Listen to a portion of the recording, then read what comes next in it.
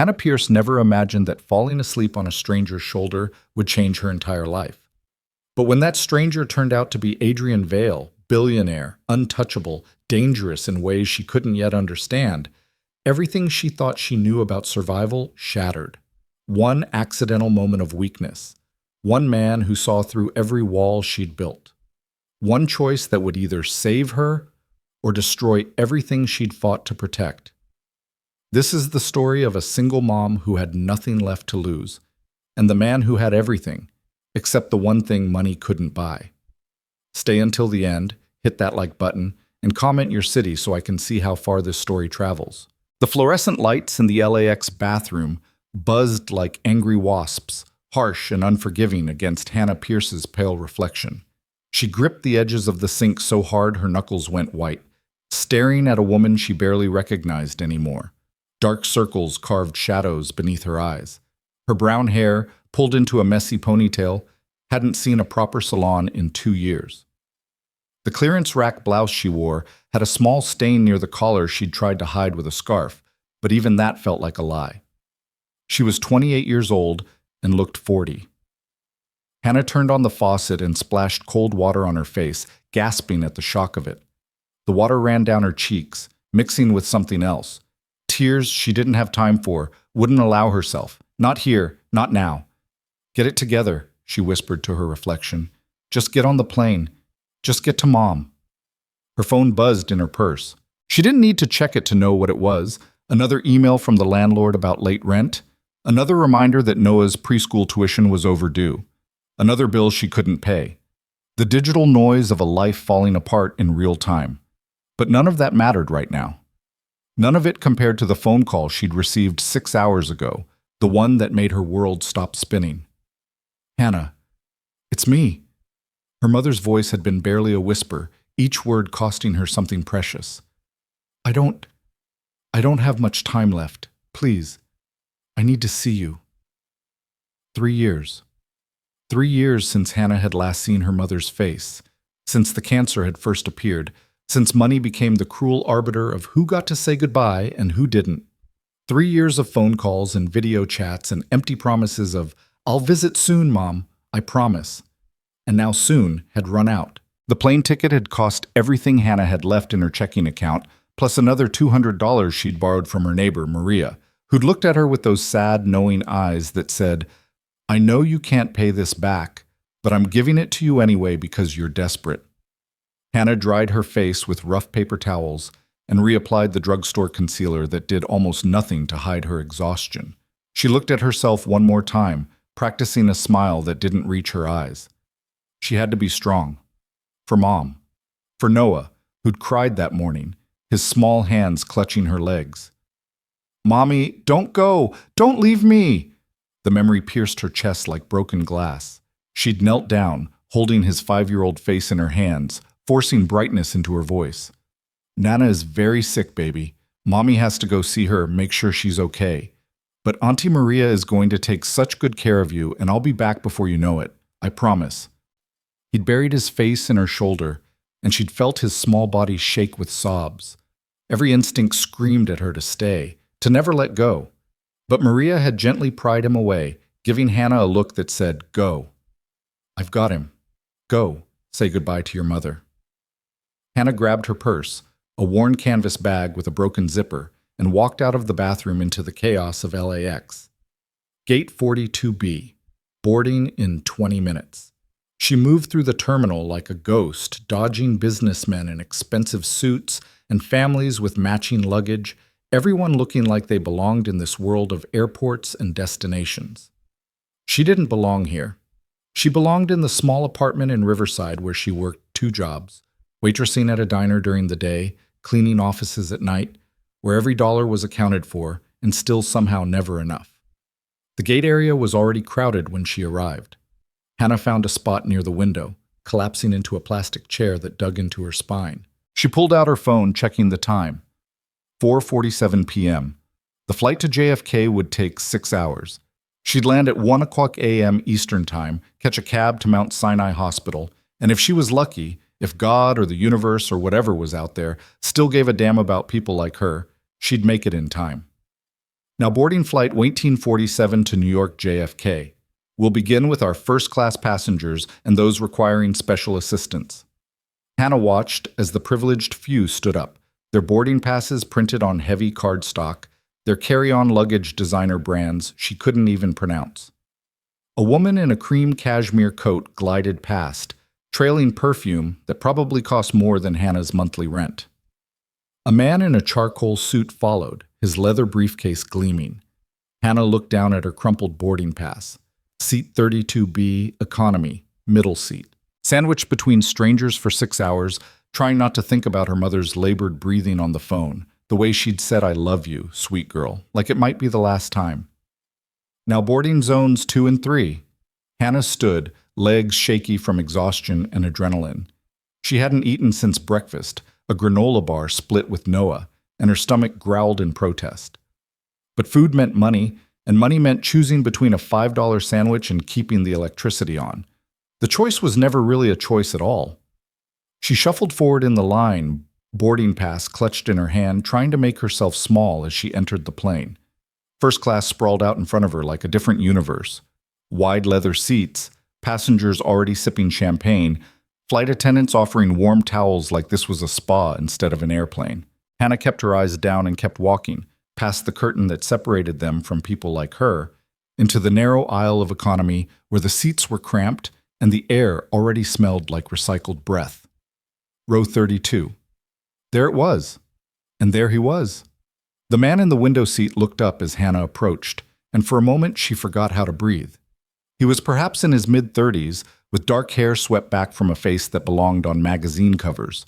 Sharp jawline, intense gray eyes that seemed to assess everything in a single glance, the kind of bone structure that made people stop and stare. He wore a navy suit that probably cost more than her car, his white shirt open at the collar, and even sitting down, he radiated a kind of power that made Hannah want to apologize for existing in his space. "Excuse me," she managed, her voice barely above a whisper. I'm in the middle seat." Those gray eyes met hers, and something flickered in them. Surprise, maybe, or curiosity.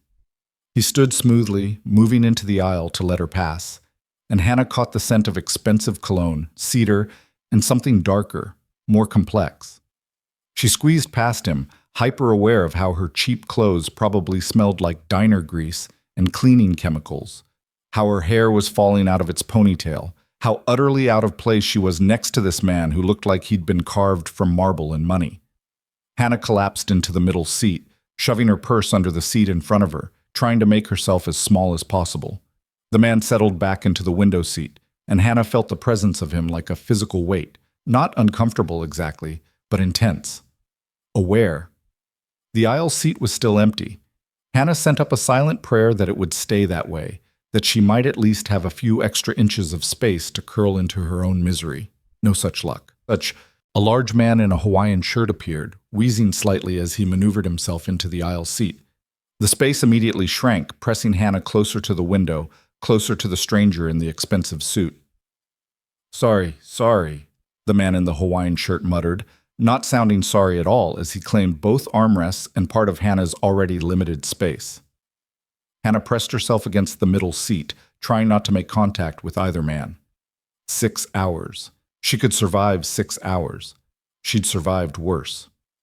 The flight attendants began their safety demonstration. Hannah stared straight ahead, focusing on the seat back in front of her, counting her breaths. In for 4. Hold for 4. Out for 4. The meditation technique she'd learned from a YouTube video at 2 in the morning when anxiety made sleep impossible. The plane began to taxi. The man beside her, the one in the suit, pulled out a laptop, his fingers moving across the keyboard with the kind of casual efficiency that spoke of someone who owned his time instead of selling it by the hour. Hannah closed her eyes as the plane accelerated down the runway, lifting into the air with a roar that she felt in her bones. Up, away from Noah, away from her small life, toward a hospital room where her mother was slipping away. The seatbelt sign dinged off. The flight attendants began their rounds. Hannah kept her eyes closed, exhaustion crashing over her like waves. She hadn't slept more than 3 hours the night before, or the night before that, or the one before that. Her body ran on caffeine and desperation. "Would you like something to drink?" The flight attendant's voice was professionally pleasant. "Just water, please," Hannah murmured, not opening her eyes. She heard the rustle of movement, the clink of ice in a plastic cup. Someone pressed the cup into her hand, and she mumbled a thank you, taking a small sip before placing it in the seat pocket in front of her. Her head felt so heavy. Her whole body felt heavy, weighted down by grief and fear and bone-deep tiredness. She tried to sit up straight to maintain the rigid posture of someone who was fine, totally fine, not falling apart at 30,000 feet. But gravity had other plans. Her head began to drift, pulled by the irresistible force of exhaustion. She fought it, jerking herself awake once, twice, but the third time, her body simply gave up the fight. Hannah's head dropped to the side, landing on something firm and warm. A shoulder. Not just any shoulder, his shoulder. The expensive suit. The cedar cologne. The stranger who probably had more money in his wallet than she'd seen in her entire life. Somewhere in the dim, fading edges of consciousness, Hannah knew she should move. Should apologize. Should do anything except this embarrassing, horrifying invasion of personal space. But her body had mutinied. Sleep dragged her down into darkness, and for the first time in months, Hannah Pierce let go. Chup. Adrian Vale felt the weight settle against his shoulder and went completely still. He'd been reviewing the quarterly reports for Vale Global Holdings, scanning through profit margins and acquisition targets, his mind running through the calculations that had made him a billionaire by 35. Numbers were predictable. Markets were logical. People were investments that either paid off or didn't. But this was unexpected. The woman beside him had fallen asleep on him. Not intentionally, he could tell. Her breathing had grown slower over the past 20 minutes, her body gradually losing its rigid tension. She'd been fighting it, that much was obvious. The way she kept jerking herself awake, the stiff set of her shoulders, the defensive curl of her posture. And then she'd simply surrendered. Adrian looked down at her, careful not to move and wake her. She was younger than he'd first thought, late 20s maybe, with delicate features that exhaustion had carved too sharply. Dark circles shadowed her eyes. Her clothes were cheap, worn thin from too many washings. Her hands, resting in her lap, showed evidence of hard work. Small cuts, rough skin, short nails. She was no one, nobody, just another economy passenger on a cross-country flight. And yet, there was something about her that made Adrian pause. Vulnerability, yes, but not weakness. She reminded him of a bird with a broken wing, still fierce, still fighting, just out of options. He should wake her. Gently shift his shoulders so she'd move away. Maintain the boundaries that kept his world clean and uncomplicated. Instead, Adrian did something he hadn't done in years. He let her sleep. He adjusted slightly, making his shoulder a more comfortable pillow, and went back to his laptop with one hand, typing carefully so the motion wouldn't disturb her. The quarterly reports could wait. The acquisition in Singapore could wait. For reasons he didn't care to examine too closely, this moment felt more important. The flight attendant passed by, raising an eyebrow at the sight. Adrian gave her a subtle shake of his head. "Don't wake her," and the woman nodded, a small smile playing at her lips as she moved on. Time passed. The plane cut through the sky. Adrian worked, or tried to, but his attention kept drifting to the woman sleeping against him, to the barely audible sound of her breathing, to the way her hand had curled into a small fist, as if even in sleep she was bracing for a fight. Who was she running from? Or running to?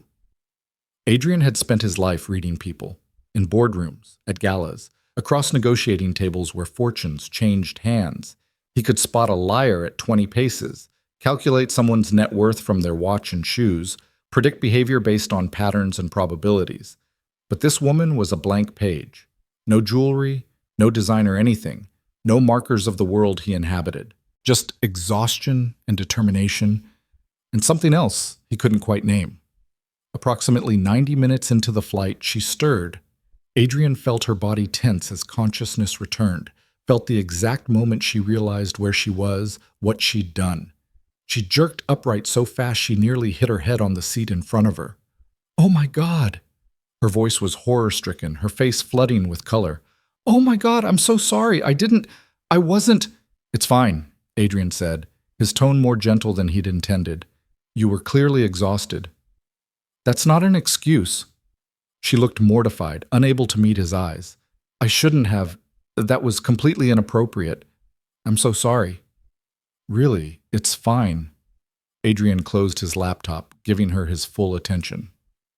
Long day? It was a simple question, innocuous, but something about it made her eyes well with tears. She blinked back furiously. You could say that. She laughed, but it was a broken sound. Long day. Long year. Long life. Adrian waited. He was good at waiting, at letting silences stretch until people filled them. I'm flying to see my mother, she said finally, the words tumbling out like she couldn't hold them back. She's dying, cancer, stage 4. The hospital called this morning and said if I wanted to say goodbye, I needed to come now. I'm sorry. And surprisingly, he meant it. Thank you. She wiped at her eyes with the back of her hand, trying to compose herself. I'm not usually like this, falling asleep on strangers, crying to them. I'm just going through something impossible, Adrian finished. No apology necessary. She looked at him then, really looked at him, and Adrian felt something shift in the air between them. Recognition, maybe. Or just two humans acknowledging each other's existence in a world that usually demanded they stay strangers. I'm Hannah, she said quietly. Hannah Pierce. Adrian. He extended his hand and she took it. Her grip was firm despite the tremor in her fingers. Adrian Vale. He didn't miss the way her eyes widened slightly at his last name, the flash of recognition. But she didn't say anything, didn't ask if he was that Vale, the one whose name appeared in Forbes and the Wall Street Journal with predictable regularity. Instead, she just said, Nice to meet you, Adrian. Likewise. The flight attendant appeared with the drink cart. Can I get you anything?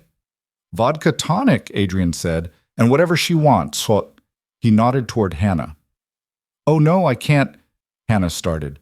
You can, Adrian said firmly. Consider it an apology for the uncomfortable shoulder. Hannah hesitated, then gave a small smile that transformed her tired face. Ginger ale, please. Thank you. They sat in companionable silence as the drinks arrived. Adrian sipped his vodka tonic, watching Hannah cradle her ginger ale like it was something precious. Do you travel often? She asked, clearly trying to make normal conversation, to move past the awkwardness of falling asleep on him. Constantly, Adrian admitted. I'm usually on a plane 3 or 4 times a week. Business. That sounds exhausting. It is. He paused. What about you? Hannah laughed, that broken sound again. This is my first flight in 5 years. I don't exactly have a travel budget. Adrian filed that information away, adding it to the growing picture of who Hannah Pierce was. Single mother, based on the reference earlier. Working class. Struggling. Flying economy to see her dying mother. What do you do? He asked. For work. I'm a waitress at a diner in Riverside. She said it without shame, but with a certain resignation, like she was admitting to a lesser life. And I clean offices at night. Glamorous, I know. Honest work, Adrian said and meant it. Nothing wrong with that. No, Hannah agreed. Just not where I thought I'd end up. Where did you think you'd end up? She was quiet for a long moment, staring into her ginger ale. I wanted to be a journalist. Investigative reporting, the kind that actually mattered. I had a scholarship to Columbia, the whole dream laid out in front of me. What happened? Life.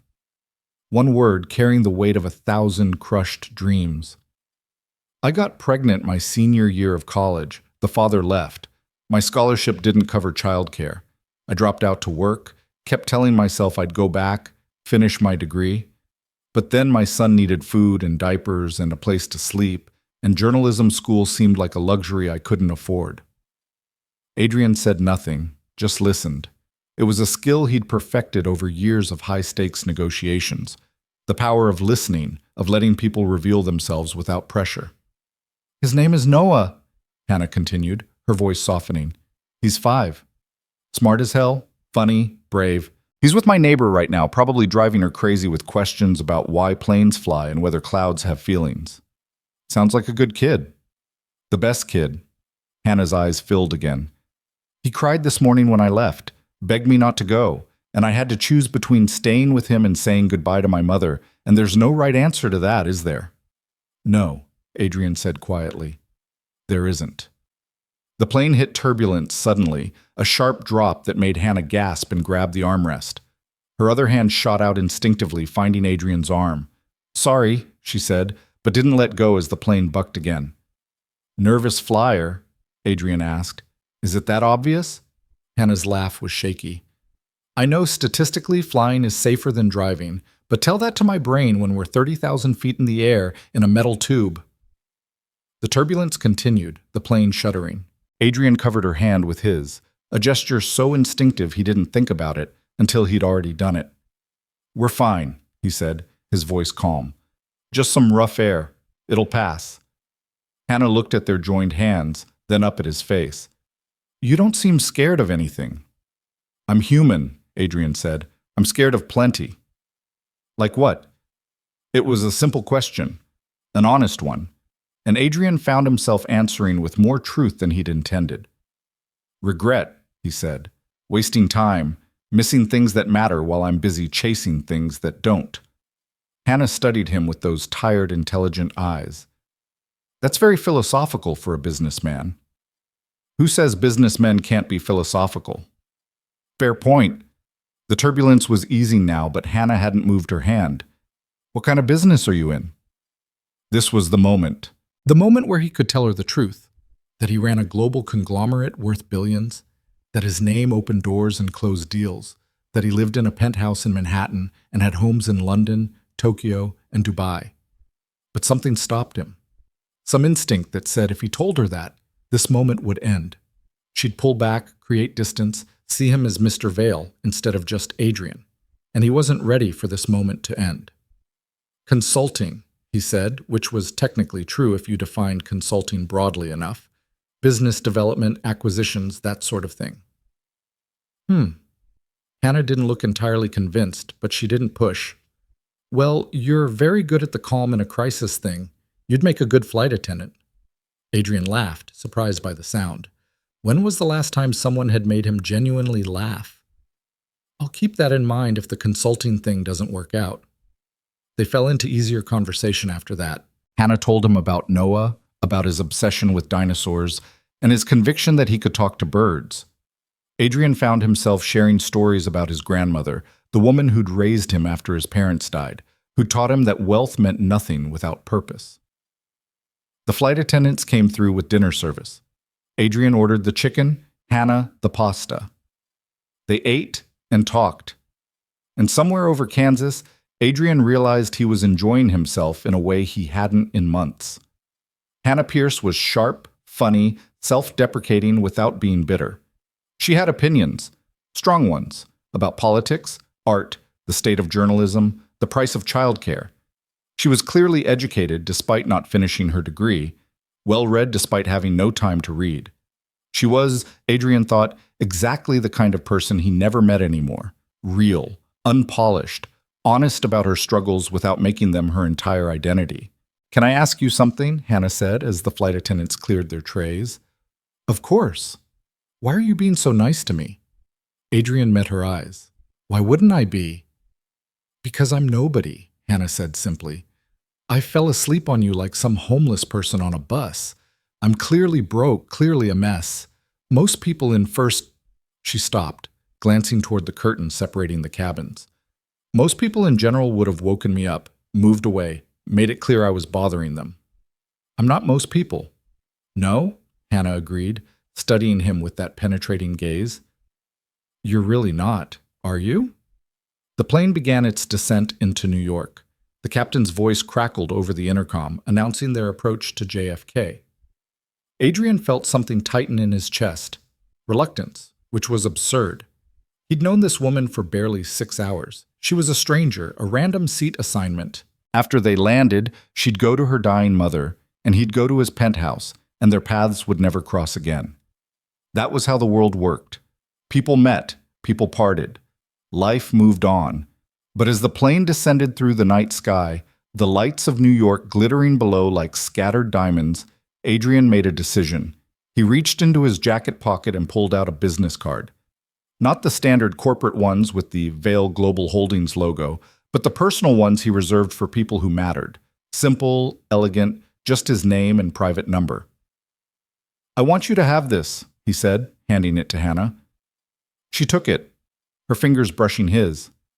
In the dim cabin light, he watched her read it, watched her eyes widen as comprehension dawned. "Adrian Vale," she read softly. "Vale Global Holdings." She looked up at him, shock written across her face. "That Adrian Vale?" "Yes." "You told me you were a consultant." "I didn't lie," Adrian said. "I consult. Extensively. Just at a different scale than I implied." Hannah stared at the card like it might burn her. "Why are you giving me this?" "Because when you get off this plane, you're walking into one of the hardest nights of your life," Adrian said. "And I want you to know that if you need anything, anything at all, you can call that number." "I can't call a billionaire for help," Hannah whispered. "That's insane." "Why?" "Because I'm—" She gestured at herself. "And you're— She gestured at him. "We exist in completely different universes." "And yet here we are," Adrian said, "in the same middle seat of the same airplane, having the same conversation. Maybe the universe isn't as divided as you think." The plane touched down with a gentle bump. Passengers around them began stirring, reaching for bags, checking phones. Hannah looked at the card in her hand, then back at Adrian. "I don't understand why you're doing this." "Neither do I," Adrian admitted. "But I learned a long time ago to trust my instincts. And my instincts say you're going to need help, and I'm in a position to give it. I don't take charity." "It's not charity, it's—" He paused, searching for the right word. "Friendship, or the beginning of one. We just met." "Some people you just know," Adrian said. "The moment you meet them, you know they're going to matter." Hannah's eyes filled with tears again, but she didn't look away. "Thank you," she whispered, "for being kind, for listening, for not making me feel small." "Hannah." He waited until she met his gaze fully. "You're not small. You're one of the strongest people I've ever met. You don't even know me." "I know enough." The plane taxied to the gate. The seatbelt sign dinged off. Passengers began filing out, the usual chaos of deplaning. Adrian stood, retrieving his bag from the overhead bin. Hannah stood too, shouldering her worn purse. They walked together off the plane, through the jetway, into the terminal. First-class passengers peeled off toward car services and VIP lounges. Economy passengers headed for the taxi stands and subway. This was where they'd part. Adrian knew it. Hannah knew it. But at the terminal crossroads, Adrian stopped.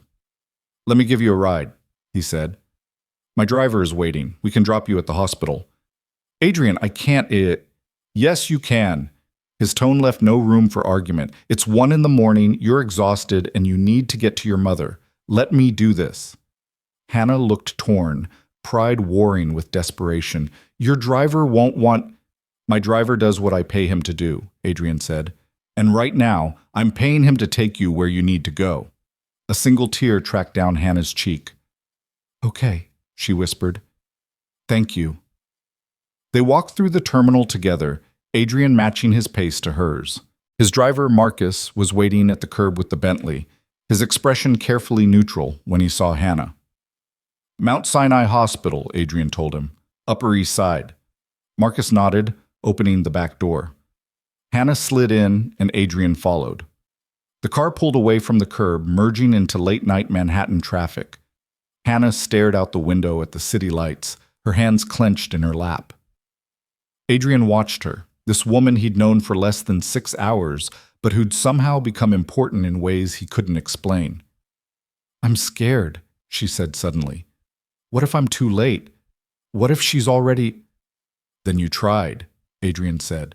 "You got on a plane, you crossed the country, you did everything you could. That matters." "Does it?" "Yes." The hospital appeared ahead, its windows glowing in the darkness. Marcus pulled up to the emergency entrance. Hannah reached for the door handle, then stopped. She turned to Adrian, her eyes bright with unshed tears. "I don't know how to thank you," she said. "Don't thank me," Adrian replied. "Just take care of yourself, and call if you need anything." Hannah nodded, then did something that surprised them both. She leaned over and hugged him, quick, fierce, desperate. Then she was gone, running through the hospital doors, disappearing into the fluorescent brightness beyond. Adrian sat in the Bentley, watching until he couldn't see her anymore. "Home, sir?" Marcus asked.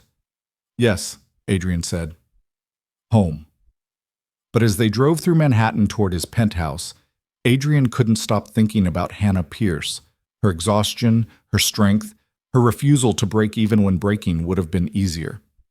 He pulled out his phone and texted his assistant, "Research Hannah Pierce, Riverside, California, everything you can find, and contact the billing department at Mount Sinai. I want to know what her mother's situation is." He shouldn't care. He knew he shouldn't care, but he did. And Adrian Vale had learned long ago that when he cared about something, he didn't do it halfway. Hannah Pierce had no idea that falling asleep on his shoulder was about to change her life. But she would, soon. The hospital corridors stretched endlessly under harsh fluorescent lights, each step echoing against linoleum floors that smelled of antiseptic and quiet desperation. Hannah moved through them like a ghost, her heart hammering so hard she thought it might break through her ribs. Room 847. That's what the nurse at the front desk had said, her voice professionally gentle in that way that meant bad news. Hannah's legs felt like they were filled with sand, heavy and unwilling. Part of her wanted to run toward that room, and part of her wanted to turn around and flee back to the airport, back to California, back to the moment before everything changed. If she didn't see it, if she didn't witness her mother's final decline, maybe it wouldn't be real. But that was a child's logic, and Hannah hadn't been allowed to be a child in a very long time. She reached room 847 and stopped, her hand on the door handle. Through the small window, she could see the outline of a bed, machines beeping steadily, tubes and wires connecting flesh to technology in humanity's desperate attempt to hold back the inevitable. Hannah pushed the door open. The woman in the bed barely looked like her mother anymore. Margaret Pierce had always been vibrant, full of life and laughter, the kind of woman who gardened in bright colors and sang off-key while cooking Sunday dinner. The person lying against white pillows was a shadow, skin stretched too tight over bones, gray hair thin and lifeless against the pillow. But her eyes were still the same warm brown Hannah remembered. And when they focused on Hannah standing in the doorway, they filled with tears. "Hannah!" Her mother's voice was barely a whisper, each syllable costing her something precious. "You came." "Of course I came, Mom." Hannah crossed the room in 3 quick steps, collapsing into the chair beside the bed and taking her mother's hand. It felt fragile, like bird bones wrapped in paper-thin skin. "I'm here, I'm right here." Margaret squeezed her daughter's hand with what little strength remained. "I was afraid I wouldn't get to see you again, to say—" "Don't." Hannah's voice broke. "Don't say goodbye yet. You're still here. We still have time." "Sweet girl." Margaret managed a small smile. "Always so stubborn, just like your father." Hannah's father had died when she was 12, a heart attack that took him in the middle of the night with no warning, no chance for goodbyes. She'd learned then that death didn't care about your plans, your wishes, your desperate need for just one more day. "How's my grandson?" Margaret asked. "How's my Noah?" "He's perfect." Hannah blinked back tears. "Growing like a weed. He asks about you constantly, wants to know when you're coming to visit, when you'll feel better." "Tell him," Margaret paused, gathering strength. "Tell him Nana loves him more than all the stars in the sky. Tell him to be brave, to be kind, to take care of his mama." "You'll tell him yourself," Hannah insisted, even though they both knew it was a lie. "When you're feeling stronger, we'll do a video call. He'll show you his dinosaur collection. You know he has 43 now? He counts them every night before bed." Margaret's laugh turned into a cough that racked her frail body. Hannah reached for the water cup on the bedside table, holding the straw to her mother's lips. Margaret took a small sip, wincing. "The pain," she whispered. Hannah hit the call button for the nurse. Within seconds, a young woman in purple scrubs appeared. "She needs more pain medication," Hannah said, her voice fierce with protective urgency. The nurse checked the monitors, her expression sympathetic. "She's at her maximum dosage right now. I can ask the doctor about adjusting." "Then ask," Hannah snapped. "She's in pain. Fix it." "Hannah?" Her mother's weak voice cut through the tension. It's okay. I'm okay. But she wasn't okay. Nothing about this was okay. The nurse left with a promise to speak with the doctor. Hannah sat back down, still holding her mother's hand, feeling utterly helpless. All her life, her mother had been the one who fixed things, who made everything better with a hug and a kind word and unconditional love. Now Hannah couldn't fix anything, couldn't take away the pain, couldn't stop the cancer, couldn't do anything except sit here and watch her mother slip away. Tell me about your flight, Margaret said, clearly trying to distract them both from the reality of the moment. Was it terrible? I know how you hate flying. Hannah thought about the plane, about falling asleep on Adrian's shoulder, about his kindness, and the business card burning a hole in her purse. It felt like something from another lifetime, surreal and dreamlike. It was okay, Hannah said. I met someone, a man. He was nice to me when he didn't have to be. Margaret's eyes sharpened with maternal interest, some spark of her old self appearing. A man? Tell me about him. Mom, it's not like that. Tell me anyway. I want to hear about something good, something that isn't this room, these machines, this ending. So Hannah told her. About Adrian, about their conversation, about how he'd listened to her story without judgment and given her his card like it was nothing. She left out the part about him being a billionaire, not wanting to make it sound like some kind of Cinderella fantasy. He sounds special, Margaret said when Hannah finished. The kind of man who sees people, really sees them. I'll probably never see him again, Hannah said. We're from different worlds. Don't be so sure. Margaret squeezed her hand. Life has a way of surprising us, of putting people in our path exactly when we need them. They talked through the night, Margaret drifting in and out of consciousness, Hannah refusing to leave her side. Dawn crept through the hospital window, gray and cold. A doctor made rounds, his expression carefully neutral as he examined Margaret's charts. Can I speak with you outside? He asked Hannah. In the hallway, under those harsh lights, the doctor delivered the truth Hannah had been trying not to acknowledge. Days, maybe a week at most. The cancer had spread everywhere. There was nothing more they could do except keep her comfortable. Hannah nodded mechanically, taking in the information like blows to the chest. When the doctor left, she stood there alone in the corridor, trying to breathe, trying not to scream. Her phone buzzed. A text from Maria. Noah keeps asking when you're coming home. I told him Nana needs you right now. He drew you a picture. Says it's magic and will make you feel better. Attached was a photo of Noah's drawing, stick figures labeled Mommy and Nana, holding hands under a rainbow. Hannah pressed her phone to her chest and finally let herself cry, quiet sobs that shook her whole body. She couldn't break down in front of her mother, couldn't let Margaret see her terror and grief. So she cried here, in this empty hallway where no one could see. When she'd cried herself out, Hannah wiped her face, straightened her shoulders, and walked back into room 847 with a smile plastered on. The next 3 days blurred together in a haze of hospital food and uncomfortable chairs and the steady beep of monitors tracking her mother's failing body. Hannah barely left the room, sleeping in fits and starts, eating only when nurses insisted. Her phone was dying, her clothes smelled, her hair was a disaster, but none of that mattered. On the second day, her phone buzzed with an unfamiliar number. This is Adrian, checking in. How is your mother? Hannah stared at the text, surprised he'd bothered to follow up. She typed a response. Still here. Not good, but still here. Thank you for asking. His reply came quickly. Have you eaten today? Hannah looked at the empty granola bar wrapper on the bedside table. That had been breakfast, and it was now almost dinner time. I'm fine. That's not an answer. I'm sending food. Adrian, you don't have to. But 30 minutes later, a delivery arrived from a restaurant Hannah couldn't pronounce. Bags full of actual food that smelled like heaven. Soup, sandwiches, salad, fruit, cookies. Enough for an army. Hannah actually ate, while her mother slept. The food was incredible. Nothing like the cardboard hospital meals. She took a photo of the spread and texted it to Adrian. This is too much. But thank you. You need to take care of yourself. You can't help her if you collapse. Spoken like someone who's never had to choose between eating and paying rent. There was a pause before his next text. Fair point. But right now, you don't have to choose. So eat. Hannah did.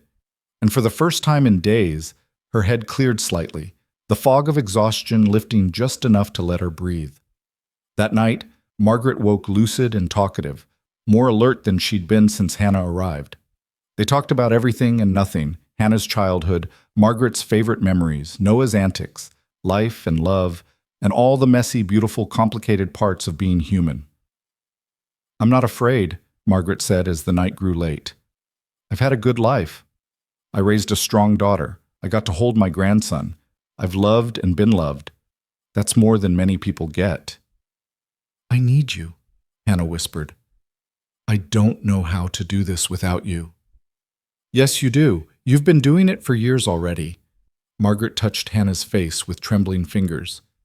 "You're stronger than you know, braver than you believe, and you're going to be okay. You and Noah both." "I love you, Mom. I love you too, sweet girl, so much, forever and always." Margaret fell asleep shortly after, her breathing shallow but steady. Hannah held her hand through the night, memorizing the feel of it, knowing she was counting down to the last time she'd ever hold it. Morning came. The sun rose over Manhattan, indifferent to the small tragedies playing out in hospital rooms across the city. A nurse came to check vitals, her movements gentle and practiced. Hannah's phone buzzed. Adrian again. "How are you holding up?" "I don't know how to answer that, honestly then. I'm terrified and exhausted and I feel like I'm drowning and I can't stop it. I can't fix it. I can't do anything except watch her die." The response took longer this time. "I'm sorry. I wish I could make this easier for you. Why do you care?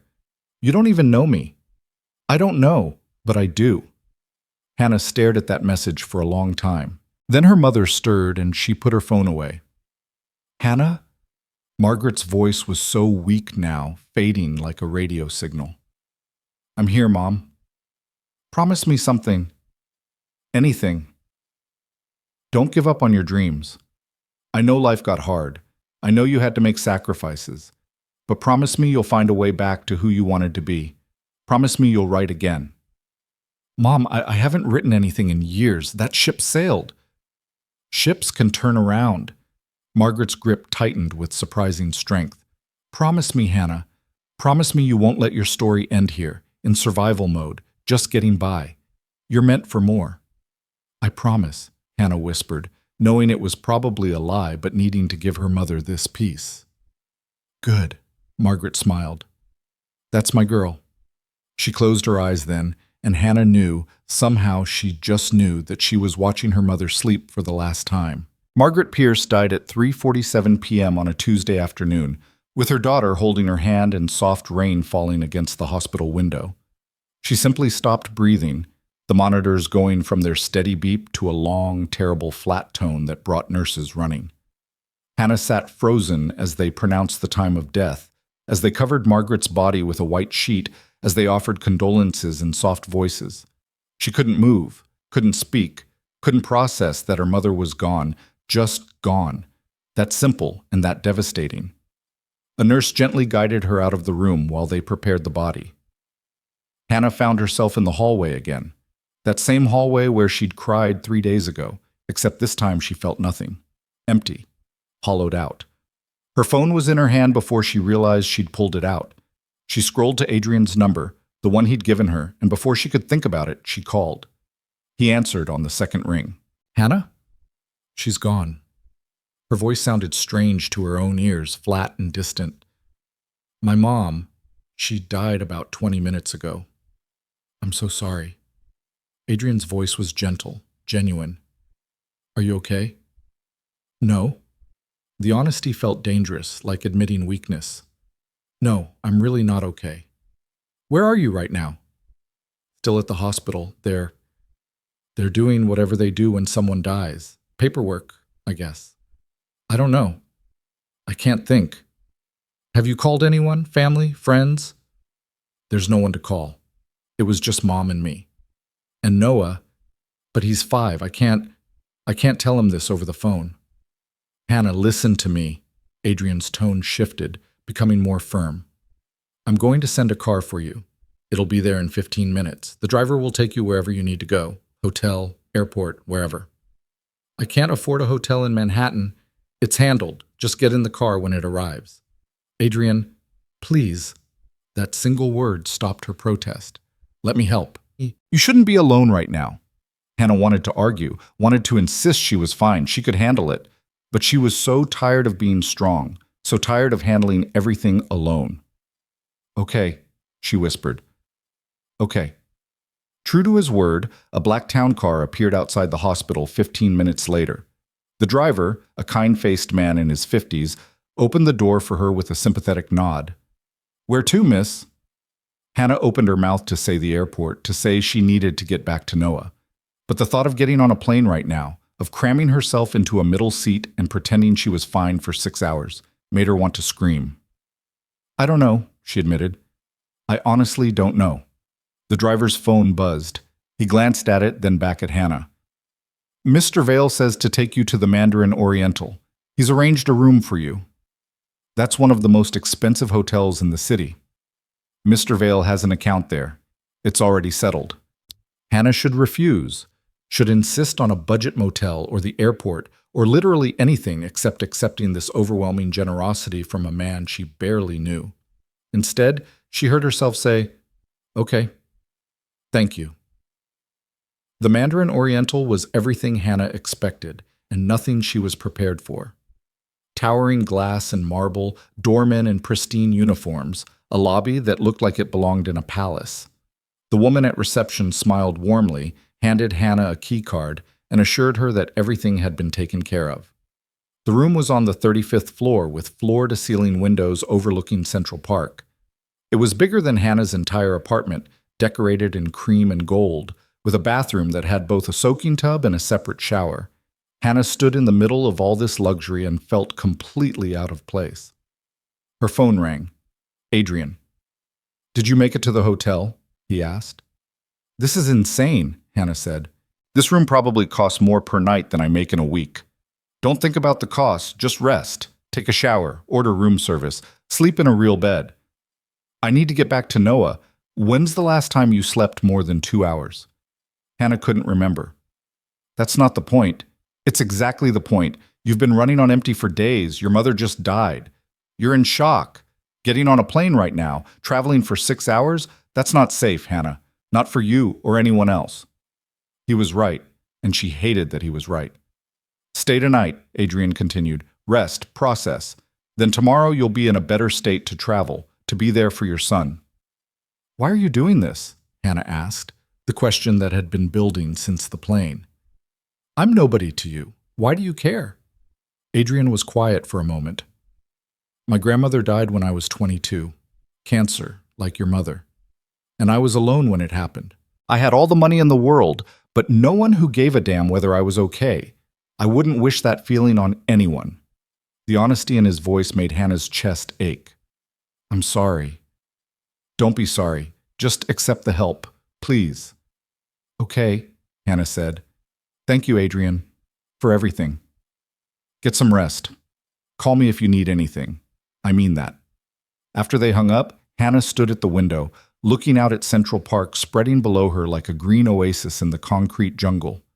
She thought about her mother, about Noah, about the impossible kindness of a stranger who kept appearing exactly when she needed him. She ordered room service because Adrian was right. She needed to eat. When the food arrived on a rolling cart with actual silver covers, Hannah almost laughed at the absurdity of it all. 24 hours ago, she'd been holding her dying mother's hand. Now she was eating a gourmet meal in a luxury hotel room, courtesy of a billionaire who'd met her on a plane. Life was strange, cruel and strange, and sometimes, unexpectedly, touched by grace. Hannah ate, then took a shower that lasted 45 minutes, standing under water hot enough to burn, crying until the grief felt like it might actually kill her. But it didn't. She survived it, the way she'd survived everything else. She crawled into the enormous bed in the hotel robe, intending to close her eyes for just a minute. She slept for 14 hours straight. When Hannah woke, sunlight was streaming through the windows and her phone was buzzing with missed calls. Maria checking in. The hospital, with information about claiming her mother's belongings. The funeral home Margaret had prepaid years ago, gentle and professional. and a text from Adrian sent at 7 that morning. I hope you slept. When you're ready, I'd like to take you to breakfast. No pressure, just thought you might not want to be alone today. Hannah looked at the message for a long time. Every instinct screamed that she should decline, should maintain boundaries, should not let this become something more complicated than it already was. But she was tired of listening to those instincts, tired of always choosing the hard path because it was all she knew. She texted back, "Breakfast sounds good. Where and when?" His response was immediate. "I'll pick you up at 10. Casual place, nothing fancy, promise." At exactly 10 o'clock, Hannah met Adrian in the hotel lobby. He was dressed down today, jeans and a simple navy sweater that probably cost more than her car, but looked effortlessly comfortable. When he saw her, something in his expression softened. "How are you?" he asked. "Alive," Hannah said. "That's about all I can claim right now." "That's enough." He took her to a small diner in the West Village, the kind of place that served breakfast all day and had vinyl booths and waitresses who called you hun. It was so far removed from the world Hannah associated with Adrian Vale that she actually smiled. "What?" Adrian asked, catching her expression. "I expected some 5-star brunch place with a waiting list and tiny portions." "I save those for people I'm trying to impress," Adrian said. "I thought you might prefer somewhere you could actually eat." They ordered pancakes for Hannah, an omelet for Adrian, and sat across from each other in a booth by the window. Outside, New York moved at its usual frantic pace, but inside this little diner, time seemed to slow down. "Have you talked to your son?" Adrian asked. Hannah nodded. "This morning. Told him Nana went to heaven." Her voice cracked. "He asked if she was going to be lonely there. I said she'd be with his grandfather, that they'd take care of each other." "Smart kid." "Too smart for his own good sometimes." Hannah poked at her pancakes. "He knows something's wrong. Kids always know. When are you flying back?" "This afternoon. There's a 4 o'clock flight I can probably make if I leave by 2. Adrian nodded, then pulled out his phone. "Let me make a call."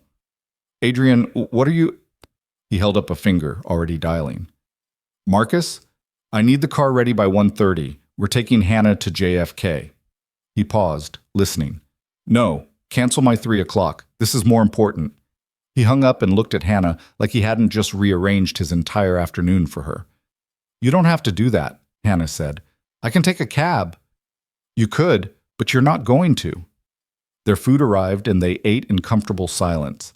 Hannah was surprised to find she was actually hungry, that life was continuing despite her grief. It felt wrong somehow, disrespectful to her mother's memory to be sitting here eating pancakes and making small talk. But Margaret would have wanted this. Would have wanted Hannah to accept help, to let someone take care of her for once. "Can I ask you something?" Hannah said. "Of course." "What do you actually do? I mean, I know you run Vale Global Holdings, but what does that mean day to day?" Adrian smiled slightly. "You really want to know, or are you just making conversation?" "I really want to know." So he told her. About acquisitions and mergers, about building companies and investing in innovation, about the weight of decisions that affected thousands of jobs and billions of dollars. He made it sound less like greed and more like strategy, less like taking and more like building. "Do you enjoy it?" Hannah asked. The question seemed to surprise him. "I'm good at it." "That's not what I asked." Adrian considered this, stirring his coffee. "I used to, enjoyed the challenge, the competition, the wins. Lately," he trailed off. "Lately, it feels hollow, like I'm winning a game that doesn't matter. So why keep playing? Because it's what I know. And because stopping would mean figuring out what else I'm supposed to do with my life. And that's terrifying in a way that billion-dollar deals aren't." Hannah understood that more than he knew. "I get it. It's easier to keep doing what you've always done than to admit maybe it's not enough anymore." "Exactly." Adrian met her eyes. "Your mother was right, you know, about not giving up on your dreams." "You heard that?" "You mentioned it in one of your texts." Hannah looked down at her plate. "That was just something I said to make her happy. I can't be a journalist. That ship, you keep saying that. That ships sail and opportunities pass and dreams have expiration dates." Adrian leaned forward. "What if that's not true? What if you're just afraid to try again?" The words hit harder than Hannah expected. I have a 5-year-old son and 2 jobs and no degree and no connections and no money. How exactly am I supposed to pursue journalism? I might have an idea about that, Adrian said carefully. Adrian, just hear me out. He pulled out his phone, typed something, then showed her the screen. This is Caleb Morrison. He's the editor-in-chief at the New York Standard. We went to college together, and he owes me a favor. Hannah stared at the photo of a middle-aged man with kind eyes and gray hair. Why are you showing me this? Because I called him this morning, told him about you, about your background, about your situation, and he's willing to meet with you. Hannah's heart started pounding. Adrian, no, absolutely not. I can't. Why not? Because I'm not qualified. I haven't written anything in 5 years. I never finished my degree. I have no portfolio. Caleb doesn't care about that. He cares about passion and hunger and people who have something to say. And Hannah, you have so much to say. This is charity, Hannah said, her voice rising. This is you using your connections to get me a job I don't deserve. It's not charity. It's an interview, one conversation. Caleb will make his own decision based on what he sees. I'm just opening a door. Whether you walk through it is up to you. Hannah wanted to say no, wanted to protect herself from the inevitable humiliation of failing, of not being good enough, of having her dream dangled in front of her only to have it snatched away. But she'd promised her mother, promised she'd try. When? She asked quietly. Tomorrow, 10 a.m. His office is in Midtown. I'm supposed to fly home this afternoon. Change your flight. Stay one more night. Take the meeting. And if he hates me? If I completely bomb it? Then you bomb it, Adrian said simply. And at least you tried. At least you didn't spend the rest of your life wondering what if. Hannah's phone buzzed. Maria, sending another photo of Noah. He says he drew this for Nana in heaven. Thought you should see it. It was a crayon drawing of an angel with Margaret's face, surrounded by flowers and stars. Hannah felt tears prick her eyes. My mom would have loved this. The idea of me trying again. So do it for her, Adrian said gently. Do it for yourself. Do it for Noah. To show him that dreams don't die just because life gets hard. I'm scared. Good. Fear means it matters. Hannah looked at this man across from her, this impossible billionaire who'd appeared in her life at exactly the right moment, or maybe the worst moment, or maybe both. Okay, she said. Okay, I'll do it. I'll take the meeting. Adrian smiled, and it transformed his entire face. Good. Now finish your pancakes. We have a flight to reschedule. The New York Standard building stood like a monument to journalism's glory days, all Art Deco stone and brass, wedged between glass towers in Midtown Manhattan. Hannah stood on the sidewalk staring up at it, her stomach twisting itself into knots. She'd changed her flight 3 times, called Maria to ask for one more day with Noah, and spent the previous night in that impossible hotel room Googling Caleb Morrison until her eyes burned. He was legendary. Pulitzer Prize winner. 20 years at the Times before taking over the Standard. Known for being brilliant, demanding, and utterly unforgiving of mediocrity. And she was about to walk into his office with no degree, no portfolio, and nothing but Adrian Vale's recommendation to justify her existence. Hannah smoothed down her shirt for the 100th time. She'd bought it yesterday at a Macy's clearance rack, along with a pair of black pants that actually fit and made her look almost professional. The whole outfit had cost $68 she didn't have, charged to a credit card that was already maxed out. But Adrian had been right about one thing. She couldn't walk into this interview looking like she'd given up. Her phone buzzed. Adrian, you've got this. Remember, he wouldn't meet with you if he wasn't interested. Hannah took a deep breath and texted back. Easy for you to say. You're not about to get destroyed by a Pulitzer winner.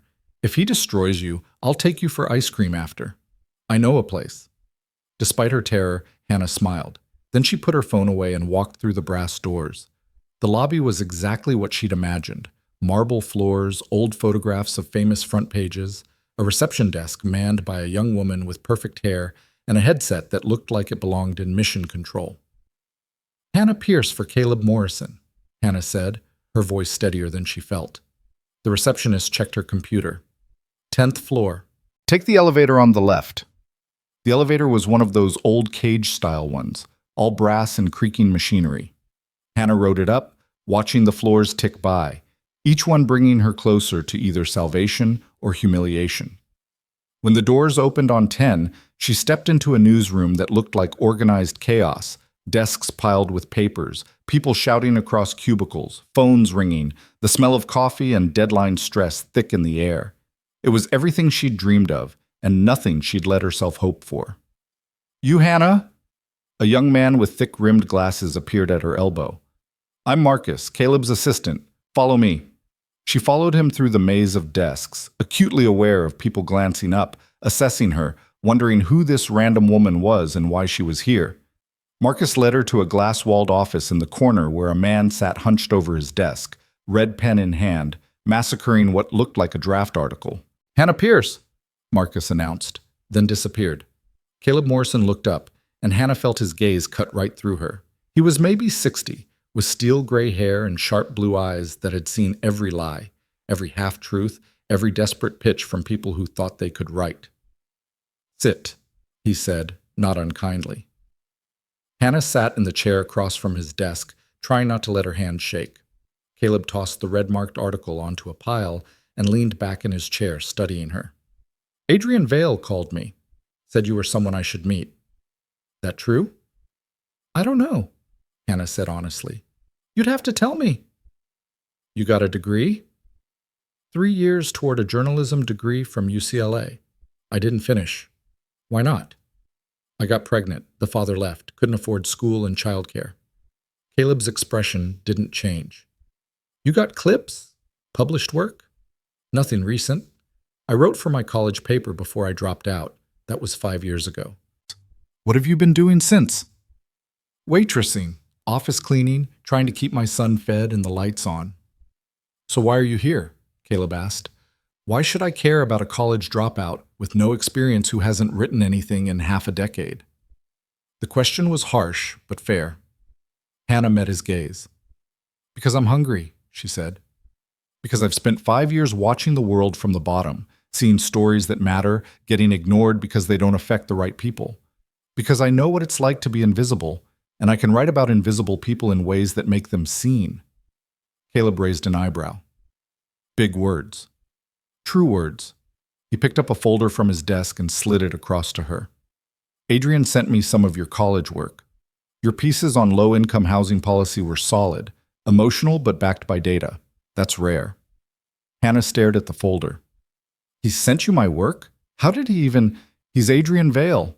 If he wants something, he finds a way to get it." Caleb leaned forward. "But here's the thing, Pierce. I don't do favors. I don't hire people because some billionaire friend asks me to. You understand?" "Yes, sir." "I'll give you a shot because your old work shows promise and because I need someone who understands struggle in a way my Ivy League babies never will.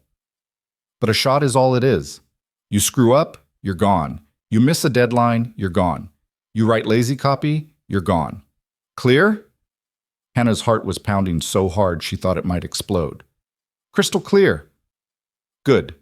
Caleb pulled out another folder. "There's a story I've been sitting on. Nursing home in Queens, allegations of neglect and abuse, families too poor or too scared to speak up. It's messy, it's depressing, and nobody wants to touch it because there's no sexy angle. You interested?" "Absolutely." "You've got 48 hours to get me something.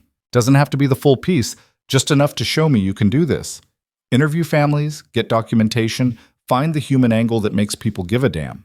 He slid the folder across the desk. "That's everything I've got so far." "It's not much." Hannah took the folder like it was made of gold. "Thank you. I won't let you down." "Don't thank me yet. Thank me after you've actually written something worth reading." Caleb picked up his red pen again, a clear dismissal. "Marcus will get you set up with credentials and a desk. Now get out of here. You're wasting time." Hannah stood, clutching the folder to her chest. "Mr. Morrison, why are you really giving me this chance?" Caleb looked up at her, and for a moment, something almost kind flickered in those sharp eyes. "Because 25 years ago, someone gave me a shot when I had nothing but hunger and an attitude. Figure I owe the universe one." He waved his pen at her. "Don't make me regret it." Hannah walked out of that office in a daze. Marcus appeared and led her to a desk in the bullpen, actually a desk, with a computer and everything, and showed her how to log into the system. Around her, the newsroom hummed with energy and purpose. She was really here, really doing this. Hannah called Adrian the moment she left the building. "I got it," she said when he answered. "I got the assignment. I have 48 hours to prove I'm not a complete disaster." "I knew you would." She could hear the smile in his voice. "How do you feel?" "Terrified, excited, like I might throw up." "That sounds about right. Want to celebrate?" Hannah checked her watch. It was barely noon. "I can't. I need to get to Queens, start making calls, do actual journalism." "Dinner then, tonight. Let me take you out." Something in his tone made Hannah pause. This wasn't charity anymore. Wasn't just helping someone in crisis. This was something else. Something that made her pulse quicken in a way that had nothing to do with the job. "Adrian, I don't think—" "Just dinner, Hannah. Two people eating food, nothing complicated." But it was already complicated. Had been since the moment she fell asleep on his shoulder. "Okay," she said. "Dinner, but somewhere normal. No five-star places where I'll need a translator for the menu." "Deal. I'll pick you up at 7. Hannah spent the afternoon in Queens tracking down families connected to the nursing home. It was brutal work, people who'd watched their parents suffer, who'd reported problems and been ignored, who felt powerless against a system designed to protect institutions over people. Every interview broke her heart a little more, but it also reminded her why journalism mattered. These stories needed to be told. These people deserved to be heard. By the time Hannah got back to the hotel, it was 6:15 and she was exhausted. She had just enough time to shower and change before Adrian arrived. She put on the only dress she owned, a simple navy blue thing she'd bought for her mother's 60th birthday party 3 years ago. It was wrinkled and dated, but it was all she had. At exactly 7 o'clock, Adrian texted that he was downstairs. Hannah met him in the lobby, self-conscious in her cheap dress next to his casual elegance. But when he saw her, his expression made her feel like she was wearing something designer. "You look beautiful," he said simply. "You're a terrible liar." "I don't lie." He offered his arm. "Ready?" He took her to a small Italian place in Brooklyn, the kind of neighborhood joint with checkered tablecloths and wine served in water glasses. The owner greeted Adrian by name, kissing both his cheeks like family. "You come here often?" Hannah asked as they settled into a corner booth. "My grandmother used to live 2 blocks from here. This was her favorite restaurant. I still come back sometimes when I want to remember what life was like before everything got complicated." They ordered pasta for both of them, simple and perfect. Wine appeared, and Hannah took a sip that went straight to her head. She'd barely eaten all day, too nervous about the interview, too focused on the story. "Tell me about the assignment," Adrian said. "How did it go today?" So Hannah told him about the families she'd met, the stories they'd shared, the anger and grief and helplessness she'd witnessed. She told him about an 80-year-old woman named Dorothy who died covered in bed sores because the nursing home was understaffed and underfunded, about her daughter Maria, who trusted the system to care for her mother and was now drowning in guilt. "That's going to be your opening," Adrian said. Maria and Dorothy. Make readers feel that betrayal. "You think?" Hannah pulled out her notebook, scribbling the thought down. "I know. People don't care about statistics. They care about people. That's exactly what my journalism professor used to say. Smart professor." Their food arrived, and they ate, talking about everything and nothing. Adrian told her about his grandmother, about growing up with money, but not belonging to the world it bought. Hannah told him about Noah's latest obsession with whether dinosaurs could swim. "I miss him," Hannah admitted. "It's only been a few days, but it feels like forever. When's your flight home?" "Tomorrow night, after I turn in the draft." She paused. "Thank you, Adrian, for all of this. I know I keep saying that, but I don't know how else to express. You don't have to thank me." "Yes, I do. You've changed my life. In the space of a week, you've given me back something I thought I'd lost forever." "I didn't give you anything," Adrian said quietly. "I just opened a door. You're the one walking through it." The restaurant was emptying out, other diners heading home. But Hannah and Adrian stayed, talking over coffee and tiramisu, neither wanting the evening to end. "Can I ask you something?" Hannah said. "And you can tell me if I'm overstepping." "Ask." Why are you alone? Someone like you, successful and kind and clearly not hideous? She smiled. Why isn't there someone waiting for you at home? Adrian was quiet for a long moment, turning his coffee cup in his hands. There was someone, a few someones actually, women who wanted Adrian Vale the billionaire, the name, the lifestyle. None of them wanted just Adrian. I find that hard to believe. It's true. When you have money like I do, you never know if people actually like you or just what you can give them. He met her eyes. It makes you cautious, makes you keep everyone at a distance. That sounds lonely. It is, but it's safer than getting close to someone and finding out they were never really seeing you at all. Hannah understood that more than he knew. People have used you, constantly. It's the price of admission to my world. Your world sounds terrible. Adrian laughed, surprised. You know what? It kind of is. So why stay in it? Because I don't know how to leave. It's all I've ever known. He leaned back, studying her. You make it sound so simple. Just walk away. Choose something different. It's not simple, Hannah said. It's terrifying. But sometimes terrifying is better than staying somewhere that makes you miserable. Is that what you're doing? Choosing terrifying over miserable? I'm trying to. We'll see if I'm brave enough to follow through. The owner appeared to tell them gently that the restaurant was closing. Adrian paid the bill, and they walked out into the Brooklyn night. It was cooler now, fall creeping into the air. Adrian offered Hannah his jacket, and she took it, wrapping herself in fabric that smelled like cedar and something uniquely him. They walked through the neighborhood, past brownstones and corner bodegas, just walking and talking and existing in each other's space. At some point, Adrian's hand found hers, their fingers intertwining like it was the most natural thing in the world. Hannah knew she should pull away, should maintain boundaries, remember that he was a billionaire and she was a single mom barely keeping her head above water. They came from different universes, and this, whatever this was, couldn't possibly work. But his hand was warm and solid, and for the first time in longer than she could remember, Hannah felt safe. They ended up at the Brooklyn Bridge, leaning against the railing and watching the Manhattan skyline glitter across the water. I should get back, Hannah said, though she made no move to leave. I have so much work to do on this story. I know, but give yourself this, just a few more minutes. So they stood there, hands still linked, watching the city breathe. Hannah, Adrian said quietly, I need to tell you something. The seriousness in his tone made her turn to look at him. What? This week has been the best week I've had in years, and it's because of you. Adrian, let me finish. I know this is complicated. I know we're from different worlds. I know I should probably keep my distance and let you build your life without getting tangled up in mine. He squeezed her hand. But I don't want to. I don't want to let you walk away and wonder what if. Hannah's heart was pounding. What are you saying? I'm saying I want to see where this goes. No pressure, no expectations, just you and me figuring it out as we go. I have a son, a life in California, responsibilities I can't just... I know. I'm not asking you to give up anything. I'm just asking you not to shut this down before we see what it could be. Hannah looked at him, this impossible man who'd appeared in her life like some kind of cosmic accident. She should say no. Should protect herself and Noah from the inevitable heartbreak of trying to bridge two unbridgeable worlds. Instead, she heard herself say, okay.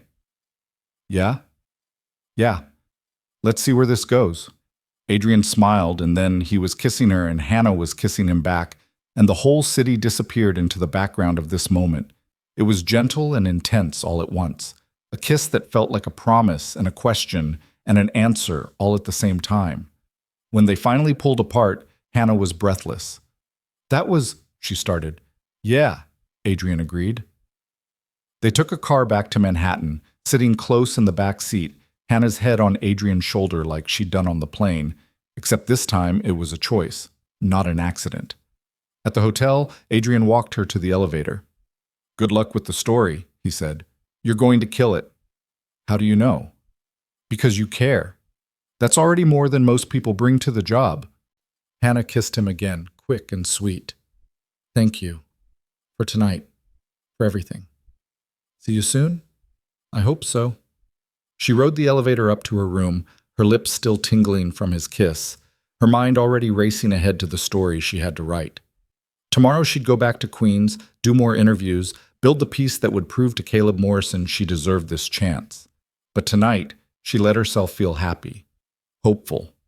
Like maybe, just maybe, her life was finally turning around.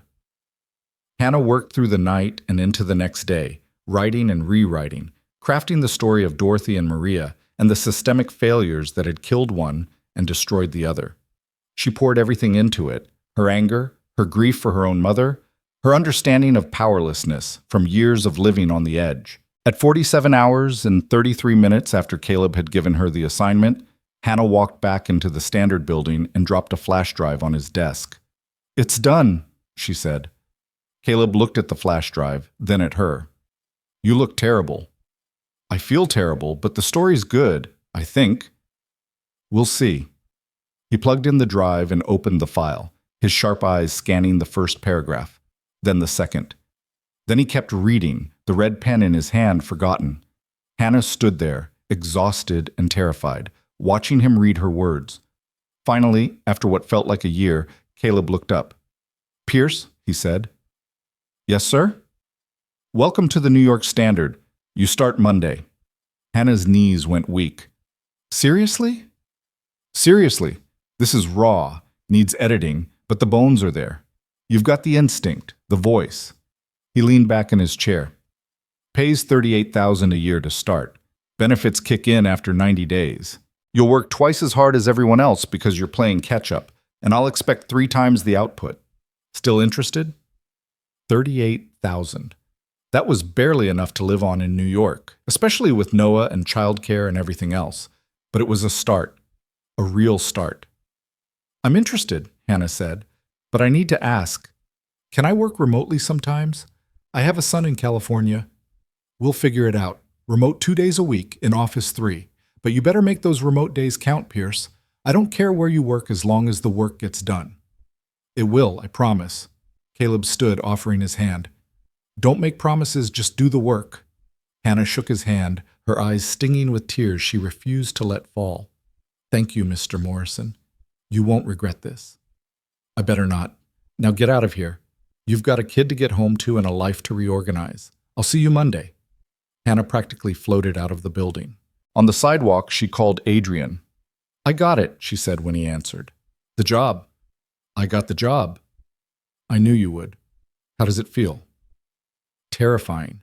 Impossible. Like I'm about to jump off a cliff and hope I learn to fly on the way down." "That's exactly what it should feel like." Adrian paused. "I have something for you. Can you meet me? One last time before you fly home." "Where?" He gave her an address in Midtown. Hannah caught a cab, still floating on adrenaline and disbelief. The address turned out to be a sleek office building. Adrian met her in the lobby, and there was something in his expression she couldn't read. "Come with me," he said.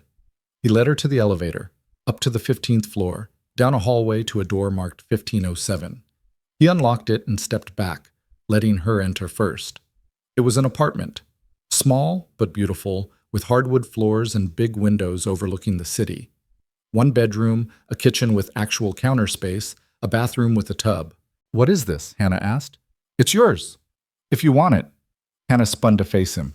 "Adrian, I can't accept an apartment from you. That's way too much." "It's not a gift. It's a rental. I own the building, and this unit just opened up. The rent is $1,500 a month, which is what you'd pay for a closet anywhere else in Manhattan." He held up a hand before she could protest. "It's market rate for this neighborhood. I'm not giving you anything except a fair price." Hannah looked around the apartment, her mind racing. 1,500 was still steep, but with her new salary, if she was careful, if she kept her waitressing job for extra money. "I have a son," she said. "Is this building okay with kids?" "It's perfect for kids. There's a school 3 blocks away, a park 2 blocks over. Plenty of families in the building." Hannah walked to the window, looking out at the city that was about to become her home. A week ago, she'd been falling asleep on a stranger's shoulder, drowning in grief and exhaustion. Now she had a job, an apartment, a chance to rebuild her entire life. "This is too much," she whispered. "All of it. The job, this place, you. It's all too much too fast." Adrian came to stand beside her. Life doesn't wait for you to be ready, Hannah. It just happens. You can either accept it or fight it. What if I screw it up? What if I fail? Then you fail, and you get up and try again. He turned her to face him. I believe in you. Caleb believes in you. The only person who doesn't believe in you is you. Hannah looked up at him, this impossible man who'd turned her world upside down in the best and most terrifying way. I'm scared, she admitted. Good. Do it anyway. She kissed him then, pouring everything she couldn't say into that kiss. When they pulled apart, she was crying, but they were happy tears. I'll take it, she said. The apartment, the job, all of it. Yeah? Yeah. Adrian pulled her close, holding her while she cried and laughed and tried to process that her life had just changed forever. Outside the window, New York glittered with possibility. And for the first time in 5 years, Hannah Pierce let herself believe that maybe, just maybe, she deserved good things too. Her phone rang. Noah, calling from Maria's phone. Mommy! His voice was pure joy. When are you coming home? Soon, baby, so soon. And when I do, Mommy has so much to tell you about our new adventure. Adventure? Like dinosaurs? Even better than dinosaurs. As Hannah talked to her son, Adrian watched her with something in his eyes that looked a lot like wonder. And somewhere in the back of his mind, past all the walls and defenses and careful distance he'd maintained his whole life, a thought formed that scared him more than any business deal ever had. He was falling for her, hard and fast and completely. And for once, he wasn't going to fight it. 2 months. That's how long it took for Hannah's life to transform from barely surviving to something she couldn't quite believe was real. She'd moved into the apartment with Noah, who'd stared wide-eyed at the tall buildings and declared New York like a movie, but louder. She'd thrown herself into work at the Standard, pulling late nights and early mornings, proving to Caleb Morrison that his gamble on her wasn't misplaced. Her nursing home piece had run on the front page, generating enough outrage that the state launched an investigation. And Adrian. There was Adrian weaving himself into her life in ways both small and significant. Coffee deliveries when she worked late. Texting Noah dinosaur facts that made her son squeal with delight. Showing up at her apartment with takeout and no expectations, just wanting to be near her. It was terrifying how easily he fit. Hannah stood in front of her bathroom mirror on a Friday evening, trying to make herself presentable for the event Adrian had invited her to weeks ago.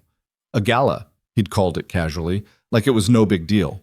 But when she'd Googled it, she'd discovered it was one of the most exclusive charity events in New York, the kind where tickets cost $5,000 and the guest list read like a Forbes Power Rankings. You don't have to go, Adrian had said when she'd panicked. I know it's not your scene. But Hannah had seen something in his eyes, a hope he was trying to hide.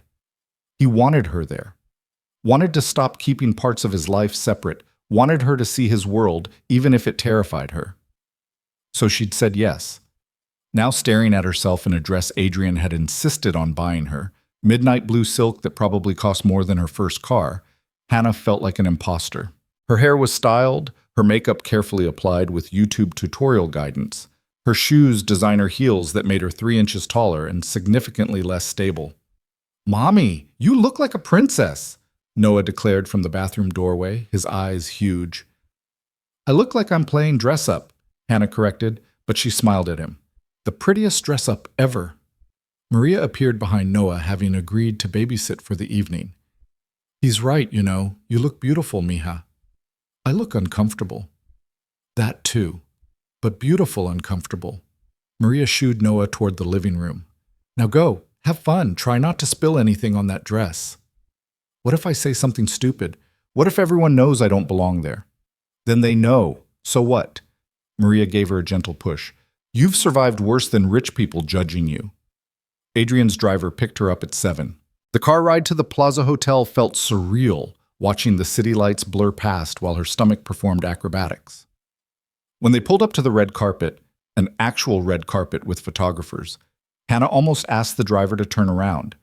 But then she saw Adrian waiting at the entrance, devastatingly handsome in a tuxedo, and his face when he spotted her made every anxious thought disappear.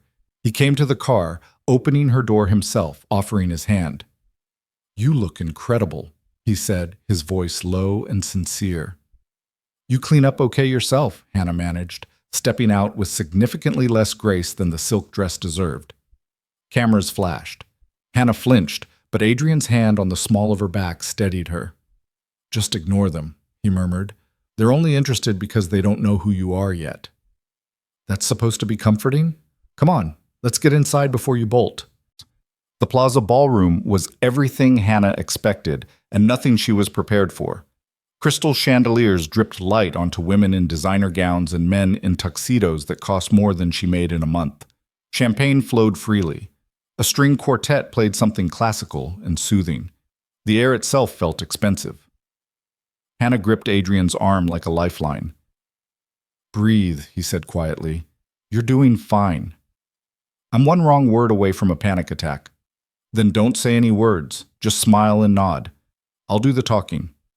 They made their way through the crowd, Adrian stopping occasionally to greet people, CEOs, politicians, celebrities Hannah recognized from magazines.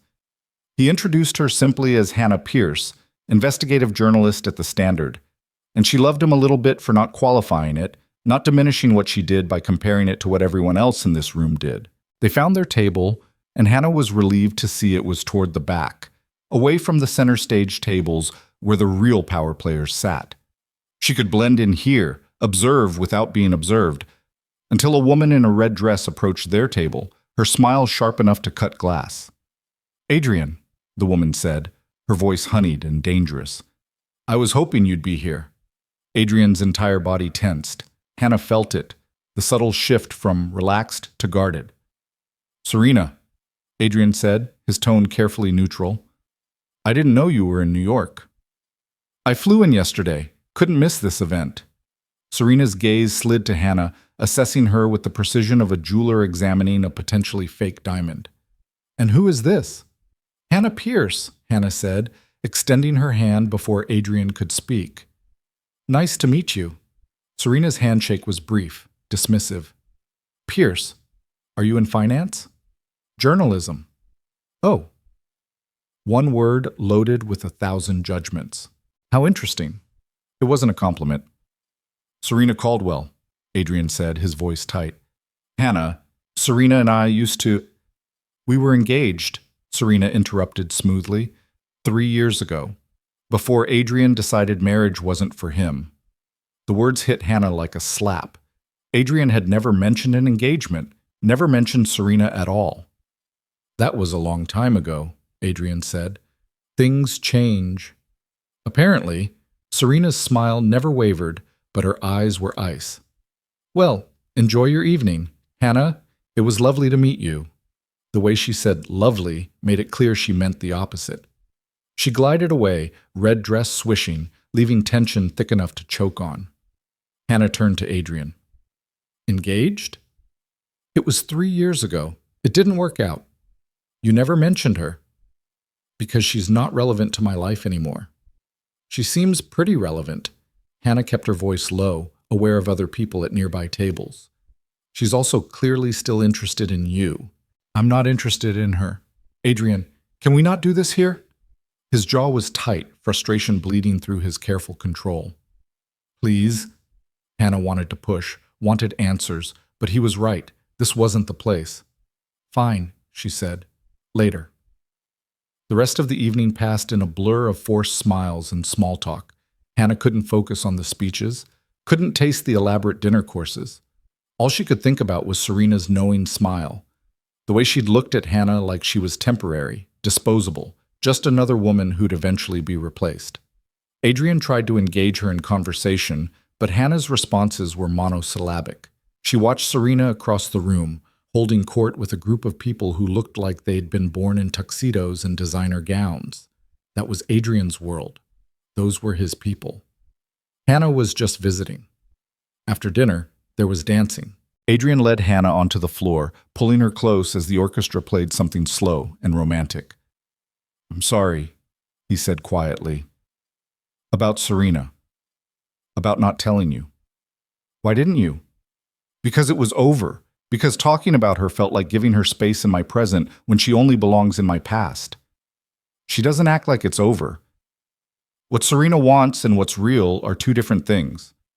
Adrian's hand tightened on her waist. I ended it because she was in love with my name, my money, my lifestyle. Not me. How do you know I'm any different? Hannah asked, the question that had been eating at her for weeks finally surfacing. How do you know I'm not just another person using you? Adrian stopped dancing, right there in the middle of the floor. He cupped her face in his hands, forcing her to meet his eyes. Because you fought me every step of the way, he said. The job, the apartment, everything I tried to do to help, you pushed back because you didn't want to owe me anything. Serena would have taken it all and asked for more. You're terrified of taking anything at all. Maybe I should be terrified. Maybe this whole thing is a mistake. Is that what you really think? Hannah didn't know what she thought anymore. 2 months ago, she'd been barely surviving. Now she was dancing at the plaza in a designer dress with a billionaire who looked at her like she hung the moon. It felt like a fairy tale, and fairy tales weren't real. I think I need some air, she said. Adrian released her, his expression carefully blank. I'll come with you. No, I need a minute alone. She walked off the dance floor, acutely aware of people watching, whispering. She made her way through the crowd to a balcony overlooking Central Park, the October air cold enough to sting. Hannah gripped the railing, trying to breathe through the panic clawing at her chest. This was too much, too fast. She'd let herself get caught up in the fantasy of it all, the romance, the rescue, the idea that someone like Adrian Vale could actually want someone like her. But Serena's appearance had shattered that illusion. Adrian had a past, a life before Hannah, filled with women who belonged in his world, women who knew which fork to use and how to make small talk about yacht clubs and summer homes in the Hamptons. Hannah didn't belong here. Noah didn't belong here. They were kidding themselves if they thought this could work. Quite a view, isn't it? Hannah turned to find Serena standing in the doorway, 2 glasses of champagne in her hands. She offered one to Hannah. Oh, come on, we're both adults. Let's have a civilized conversation. Against her better judgment, Hannah took the glass. Serena joined her at the railing, looking out at the park. Adrian has a type, lost causes, people he can save. I'm not a lost cause. Maybe not. But you needed saving, didn't you? Single mother, struggling to make ends meet, dying parent, very damsel in distress. The words stung because they were partially true. Is there a point to this conversation? Just a friendly warning, woman to woman. Serena sipped her champagne. Adrian loves the rescue. The drama, the heroism of swooping in and changing someone's life. But once the crisis is over, once you're standing on your own 2 feet, the interest fades. He gets bored. You don't know what you're talking about. Don't I? I was you once. Different circumstances, same pattern. He pursued me, made me feel special, like I was the only woman who'd ever really seen him. Then I got comfortable, started expecting things, and suddenly I was too demanding, too much. The engagement ended, and he moved on. Hannah set down her champagne, her hands shaking. Why are you telling me this? Because I like you. You seem genuine, and I'd hate to see you get hurt the way I did. Serena's smile was almost sympathetic. But you will get hurt, Hannah. That's what Adrian does. He collects broken things, fixes them, and then wonders why they're not as interesting anymore. He's not like that. Time will tell. Serena finished her champagne and set the glass on a nearby table. Enjoy the fantasy while it lasts, but don't say I didn't warn you. She walked back inside, leaving Hannah alone with her doubts.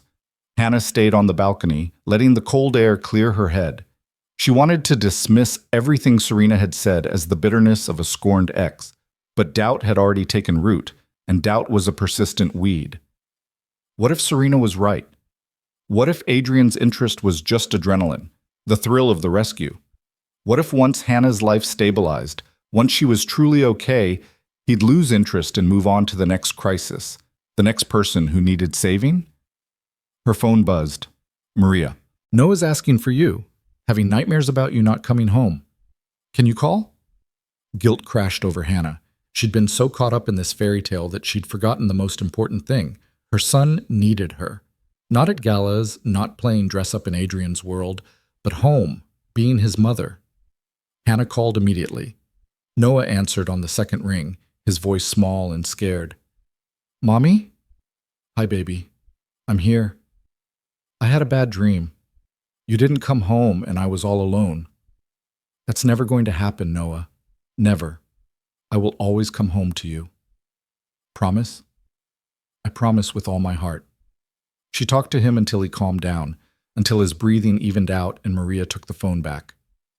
He's asleep, Maria said quietly. But Hannah, he's been anxious since you left. This new life, the new city, it's a lot for a 5-year-old. I know, I'm coming home, right now. The event doesn't matter. Noah matters. I'll see you in 20 minutes. Hannah ended the call and went back inside, searching for Adrian. She found him talking to a group of men in expensive suits, his expression polite but distant. When he saw her, his face lit up, then fell when he read her expression. He excused himself and came to her. What's wrong? I need to go. Noah's having nightmares and I need to be there. Of course. I'll take you. No, stay. This is your event, your world. I'll get a cab. Hannah, you're upset. What happened? Was it Serena? What did she say to you?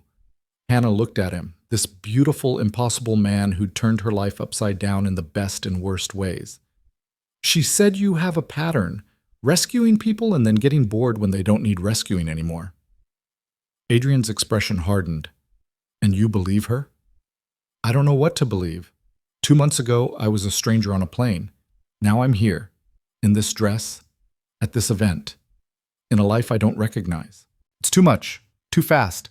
And I'm scared that when the dust settles, we'll realize this was all just adrenaline and proximity and what? Not real? Maybe. Adrian took her hands, his grip firm. Look at me, Hannah. Really look at me. Do you honestly think I'd spend 2 months integrating you into my life, into my actual life, if I was just chasing a rescue high? I don't know. I don't know anything anymore. I'm in love with you, Adrian said, and the words hit like lightning. I know it's fast, I know it's crazy, but I'm in love with you, not because you needed saving, but because you're brilliant and stubborn, and you make me want to be better than I am. That's not a pattern. That's not boredom. That's real. Hannah's eyes filled with tears. Adrian, I know you're scared. I'm scared too, but don't let Serena's bitterness poison something good. Don't let fear make you run when we could have something extraordinary. I need to think. I need time. Then take time. Go home to Noah, be his mom. That's who you are, and I love you for it. Adrian kissed her forehead. But don't shut me out, please. Hannah nodded, unable to speak past the lump in her throat. She left the plaza, trading glittering chandeliers for a yellow cab, riding through the night toward home. When she walked into her apartment, Noah was asleep on the couch, curled up against Maria. He stirred when Hannah sat beside him, his eyes opening. Mommy? I'm home, baby, just like I promised. He wrapped his arms around her neck, and Hannah held him, breathing in the familiar scent of his strawberry shampoo and the laundry detergent she'd been using since he was born. This was real. This was what mattered. Maria quietly gathered her things. You okay, mija? I don't know yet, but I will be. After Maria left, Hannah carried Noah to his bed, tucking him in with his favorite dinosaur stuffed animal. She sat on the edge of his bed, watching him sleep, and thought about everything that had happened. Adrian loved her. He'd set it in the middle of the plaza ballroom, in front of whoever might be listening, with no hesitation or caveat. He loved her, and she loved him too. That was the terrifying part. She'd fallen in love with him despite every instinct telling her to protect herself, to not get attached, to remember that people like Adrian Vale didn't end up with people like her. But what if they could? What if Serena was wrong, and this wasn't a pattern, but something new, something real? Hannah's phone buzzed. A text from Adrian. I meant what I said. Every word. Take your time, but know that I'm not going anywhere. I'm all in, Hannah, completely. She stared at the message for a long time. Then she typed back. I love you too, and that terrifies me. His response came quickly. Good. Love should be terrifying. It means it matters. Hannah smiled despite herself. She texted back. We need to talk. Really talk. About Serena, about your past, about what this actually is. Tomorrow. Lunch. I'll answer every question you have. No more secrets. Okay. Tomorrow. Hannah set down her phone and lay down beside Noah, pulling him close. Outside her window, New York hummed with life, and somewhere out there, Adrian was probably still at the plaza, navigating his world with the same careful control he always maintained. But tomorrow, they'd bridge their two worlds. They'd be honest, vulnerable, real. And maybe, just maybe, they'd figure out how to make this impossible thing work. The next day, Adrian took Hannah to a quiet restaurant in the village, the kind of place where nobody cared who you were as long as you tipped well.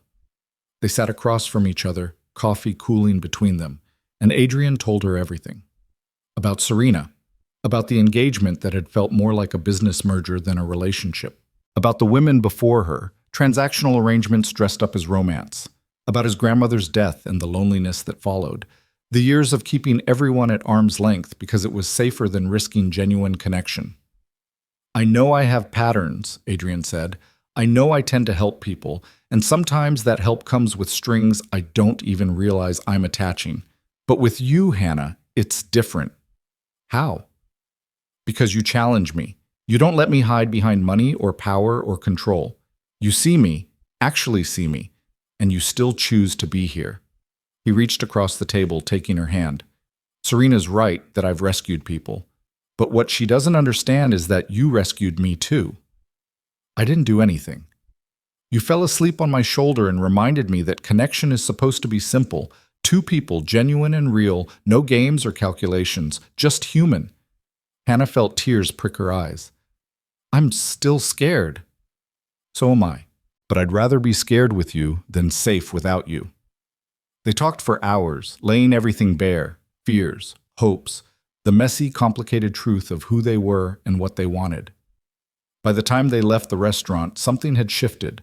The uncertainty hadn't disappeared, but it felt manageable now, shared.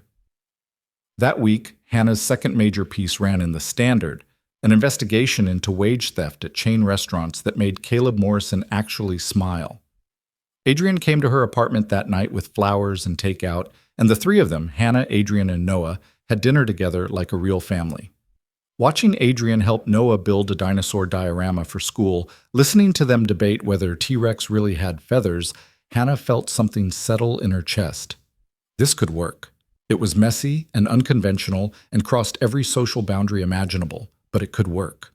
Later, after Noah was asleep, Hannah and Adrian sat on her small couch, her head on his shoulder just like that first night on the plane. "I'm all in," Hannah said quietly. "I'm terrified and probably making a huge mistake, but I'm all in." Adrian kissed the top of her head. "Best mistake I ever made was sitting next to you on that flight." "Pretty sure that was assigned seating, not a mistake." "Fate, then." "You believe in fate?" "I believe in you. That's close enough." Hannah was about to respond when her phone rang. Unknown number. She almost ignored it, but something made her answer. "Hello?" "Hannah Pierce?" A male voice, vaguely familiar. "Yes? Who is this?" "It's Derek Matthews, Noah's father." Hannah's entire body went cold. She hadn't heard from Derek in 5 years, not since he'd walked out when she was 7 months pregnant, claiming he wasn't ready to be a father. "What do you want?" Her voice came out harsh, protective. "I want to talk. About Noah. About being in his life." Adrian sat up straight, reading the tension in Hannah's body. She looked at him, fear written across her face. "We need to talk about Noah," she said into the phone, her voice shaking. "In person. Tomorrow. I'm in New York on business. I'll text you the details." The call ended. Hannah sat frozen, the phone still pressed to her ear. "Who was that?" Adrian asked. "Noah's father. He wants back in our lives." And just like that, everything got infinitely more complicated. Hannah couldn't sleep that night. She lay in bed staring at the ceiling, Adrian's steady breathing beside her, a comfort she didn't deserve to feel when her entire world was threatening to implode again. Derek Matthews. The name alone made her stomach turn, bringing back memories of the boy she'd loved in college, the one who'd promised forever and delivered 6 months before disappearing like smoke. She'd built a life without him, raised Noah without him, survived every sleepless night, every fever, every tantrum, every milestone without a single word or dollar from the man who'd helped create her son. And now he wanted back in? Now that the hard part was over, now that Noah was funny and smart and amazing, Derek thought he could just waltz back into their lives. "Stop thinking so loud," Adrian murmured, pulling her closer.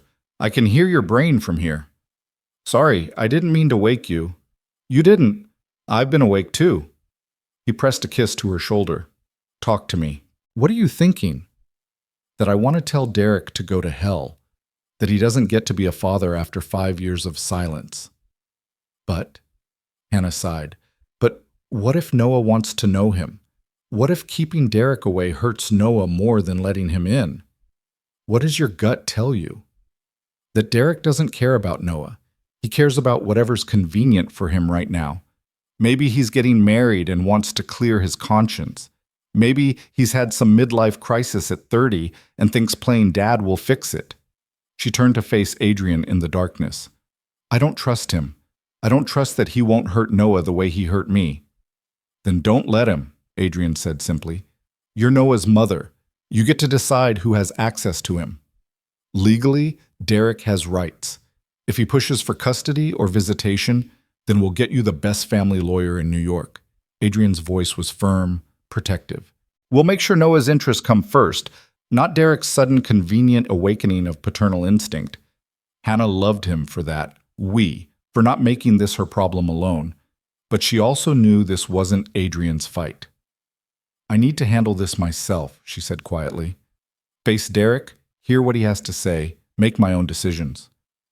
"I know, but you don't have to handle it alone." Adrian brushed her hair back from her face. "Let me come with you, just as backup." "Adrian, you don't have to introduce me as your boyfriend if you don't want to. I'll be there as your friend, your support. But I'm not letting you walk into this meeting without someone in your corner."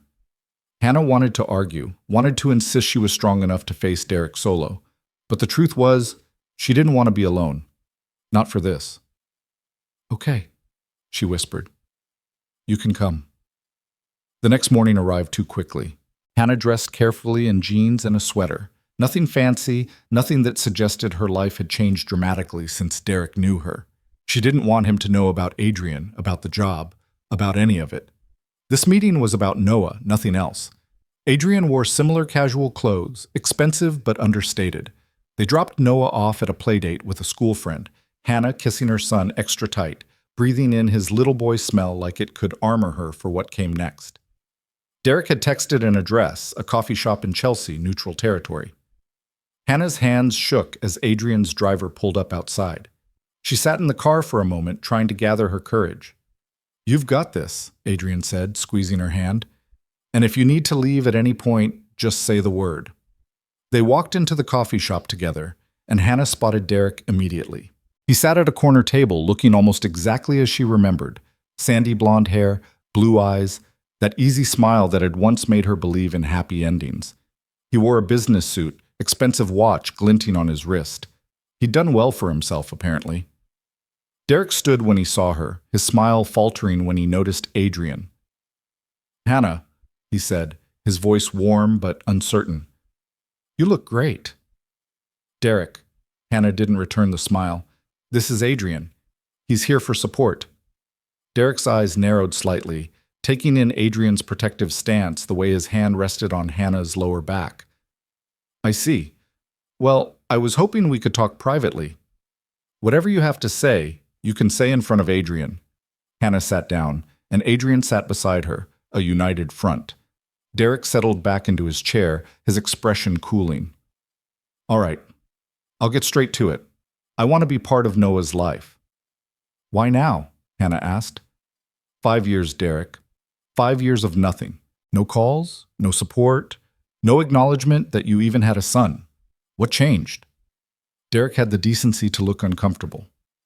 "I was young, Hannah. Scared.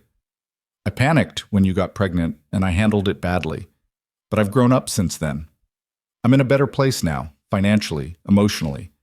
I have a stable career, I'm getting married next year, and my fiancé thinks it's important that I step up and be a father to my child." "Your fiancé thinks?" Hannah repeated, her voice dangerously quiet. "So this isn't about Noah. This is about you looking good to your future wife." "That's not fair." What's not fair is abandoning your pregnant girlfriend and then showing up 5 years later expecting to be welcomed with open arms. Hannah leaned forward. Do you have any idea what these 5 years have been like? I was 19, Derek. 19, pregnant and alone.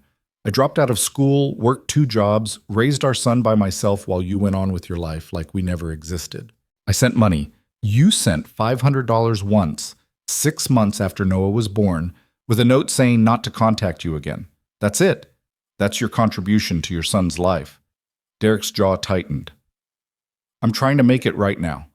I want to pay child support retroactively, set up a college fund, be a real father.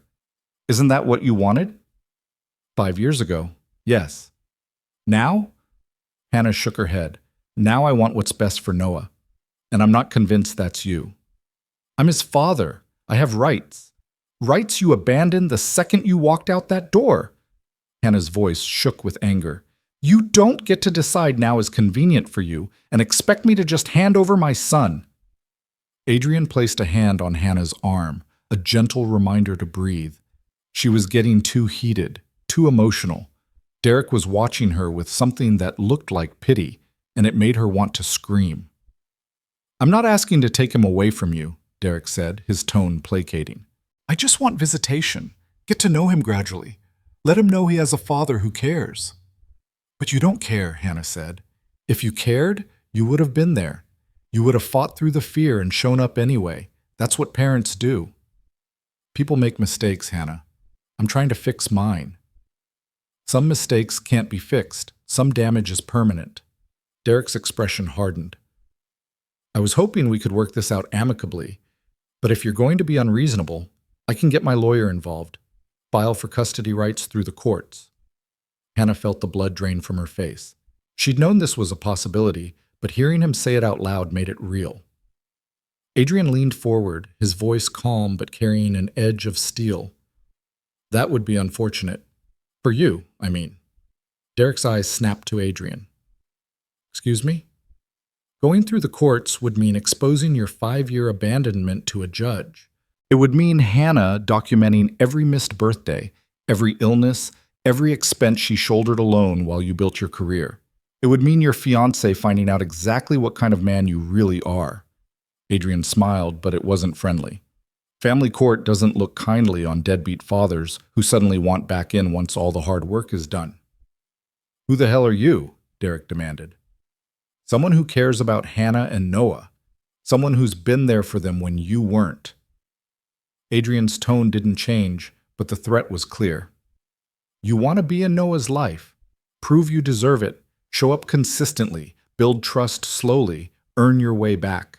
But threaten Hannah with lawyers and you'll find out just how expensive that fight becomes. Derek looked between them, his jaw working. Are you threatening me? I'm advising you. There's a difference. Hannah found her voice again. I'm not saying never, Derek.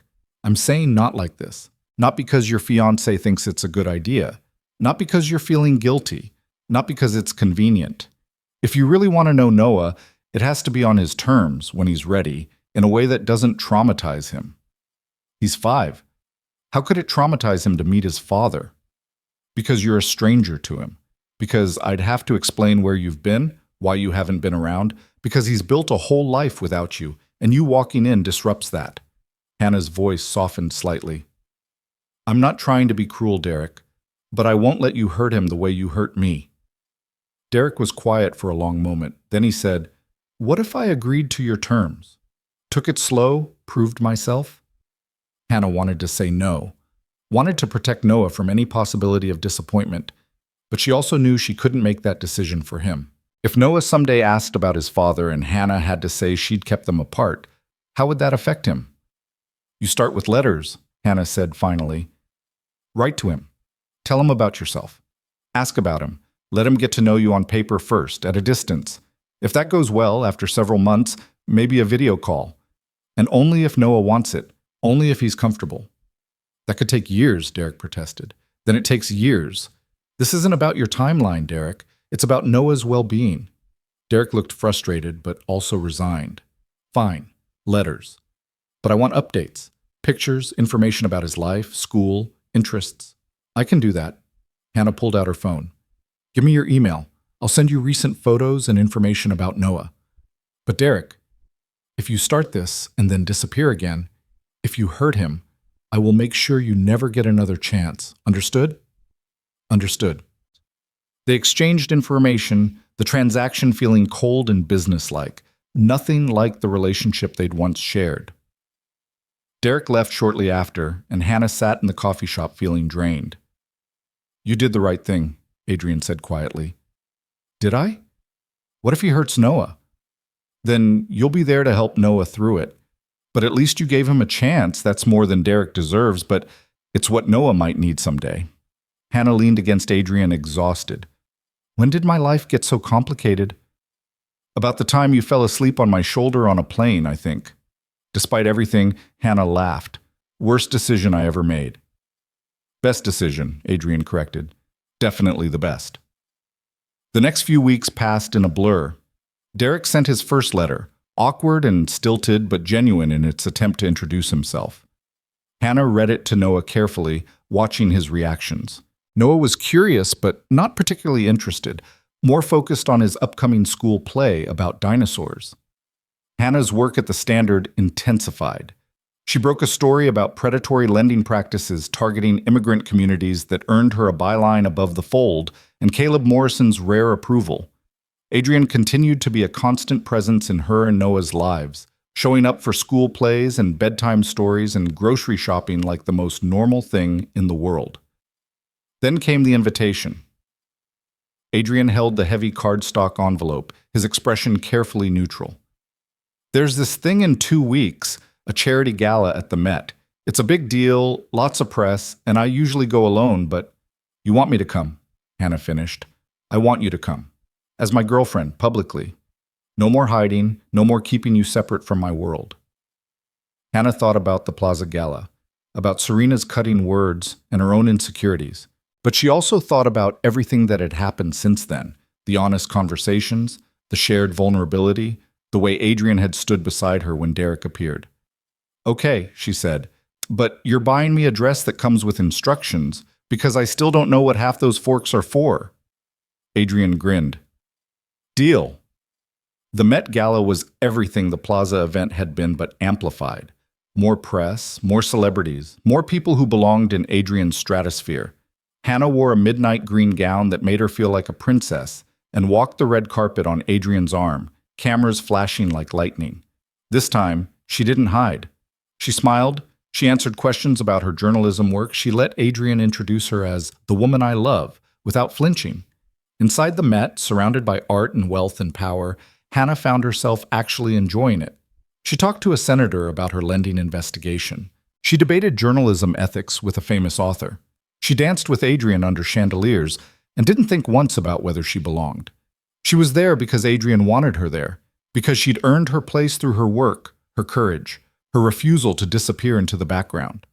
Serena was there too, watching from across the room with an expression Hannah couldn't read. But this time, when their eyes met, Hannah didn't look away. She held Serena's gaze and smiled, a smile that said, I won and I'm not apologizing for it. Serena looked away first. Later that night, back at Hannah's apartment with Noah asleep in his room, Hannah and Adrian sat on her couch drinking wine and processing the evening. You were amazing tonight, Adrian said. Confident, brilliant, beautiful. I was so proud to have you on my arm. I was terrified the whole time. I know, but you did it anyway. That's courage. Hannah set down her wine glass and turned to face him. Adrian, I need to tell you something. That sounds ominous. It's not. It's just, I love you. I'm in love with you, completely and terrifyingly, and I need you to know that this isn't about what you can give me or what doors you can open. It's about who you are when all the wealth and power gets stripped away. You're kind and patient, and you make me want to be braver than I am. You love my son like he's yours. You show up every single time, no matter what. That's why I love you. Adrian's eyes were suspiciously bright. Hannah, I'm not finished.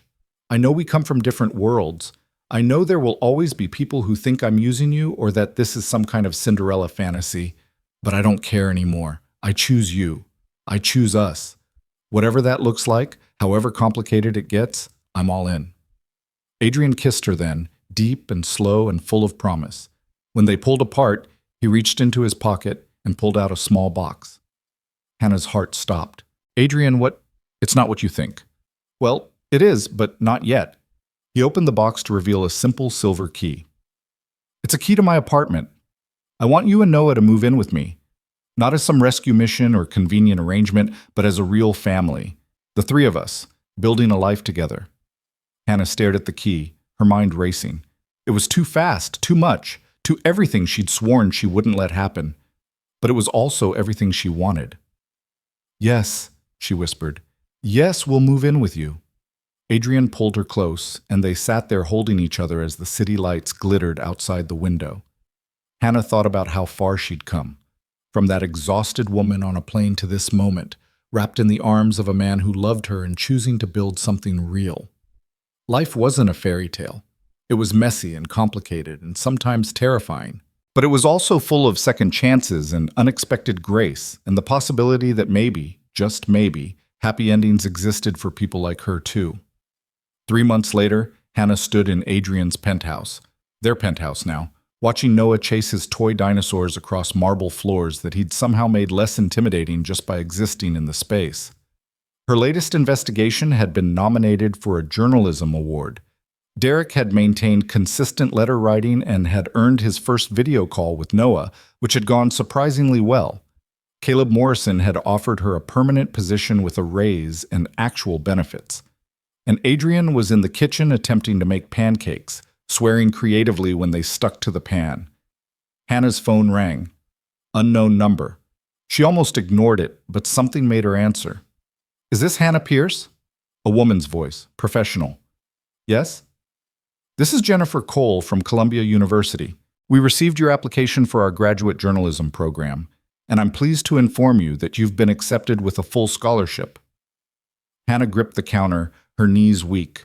She'd applied on a whim months ago, not really believing anything would come of it. Adrian had encouraged her, helped her put together a portfolio, but she'd convinced herself it was a long shot.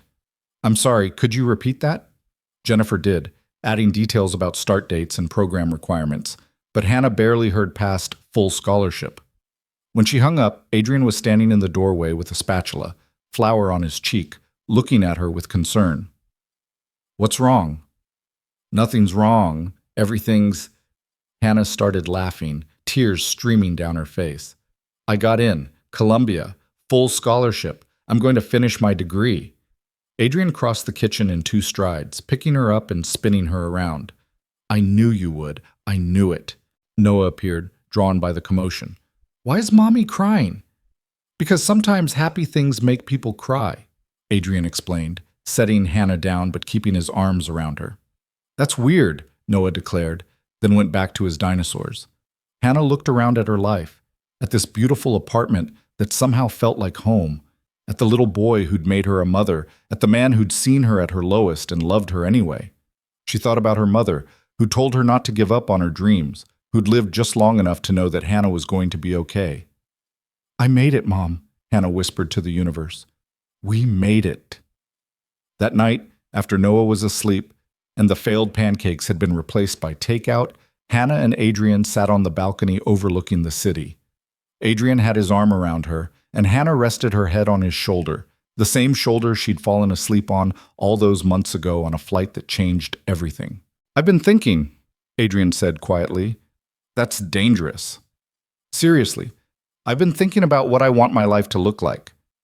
And I realize that what I want is this, you, Noah, building something real. Not just playing house in between business deals, but actually being present, being a family. Hannah looked up at him. What are you saying? I'm saying I want to cut back my hours at Vale Global. Delegate more. Focus on what actually matters instead of chasing the next acquisition just because I can. He turned to face her. You've changed me, Hannah. Made me want to be more than a balance sheet. You were always more than that. Maybe, but I didn't see it until you. Adrian took her hand, bringing it to his lips. I love you. I love Noah. I want to be there for soccer games and school plays and regular Tuesday nights.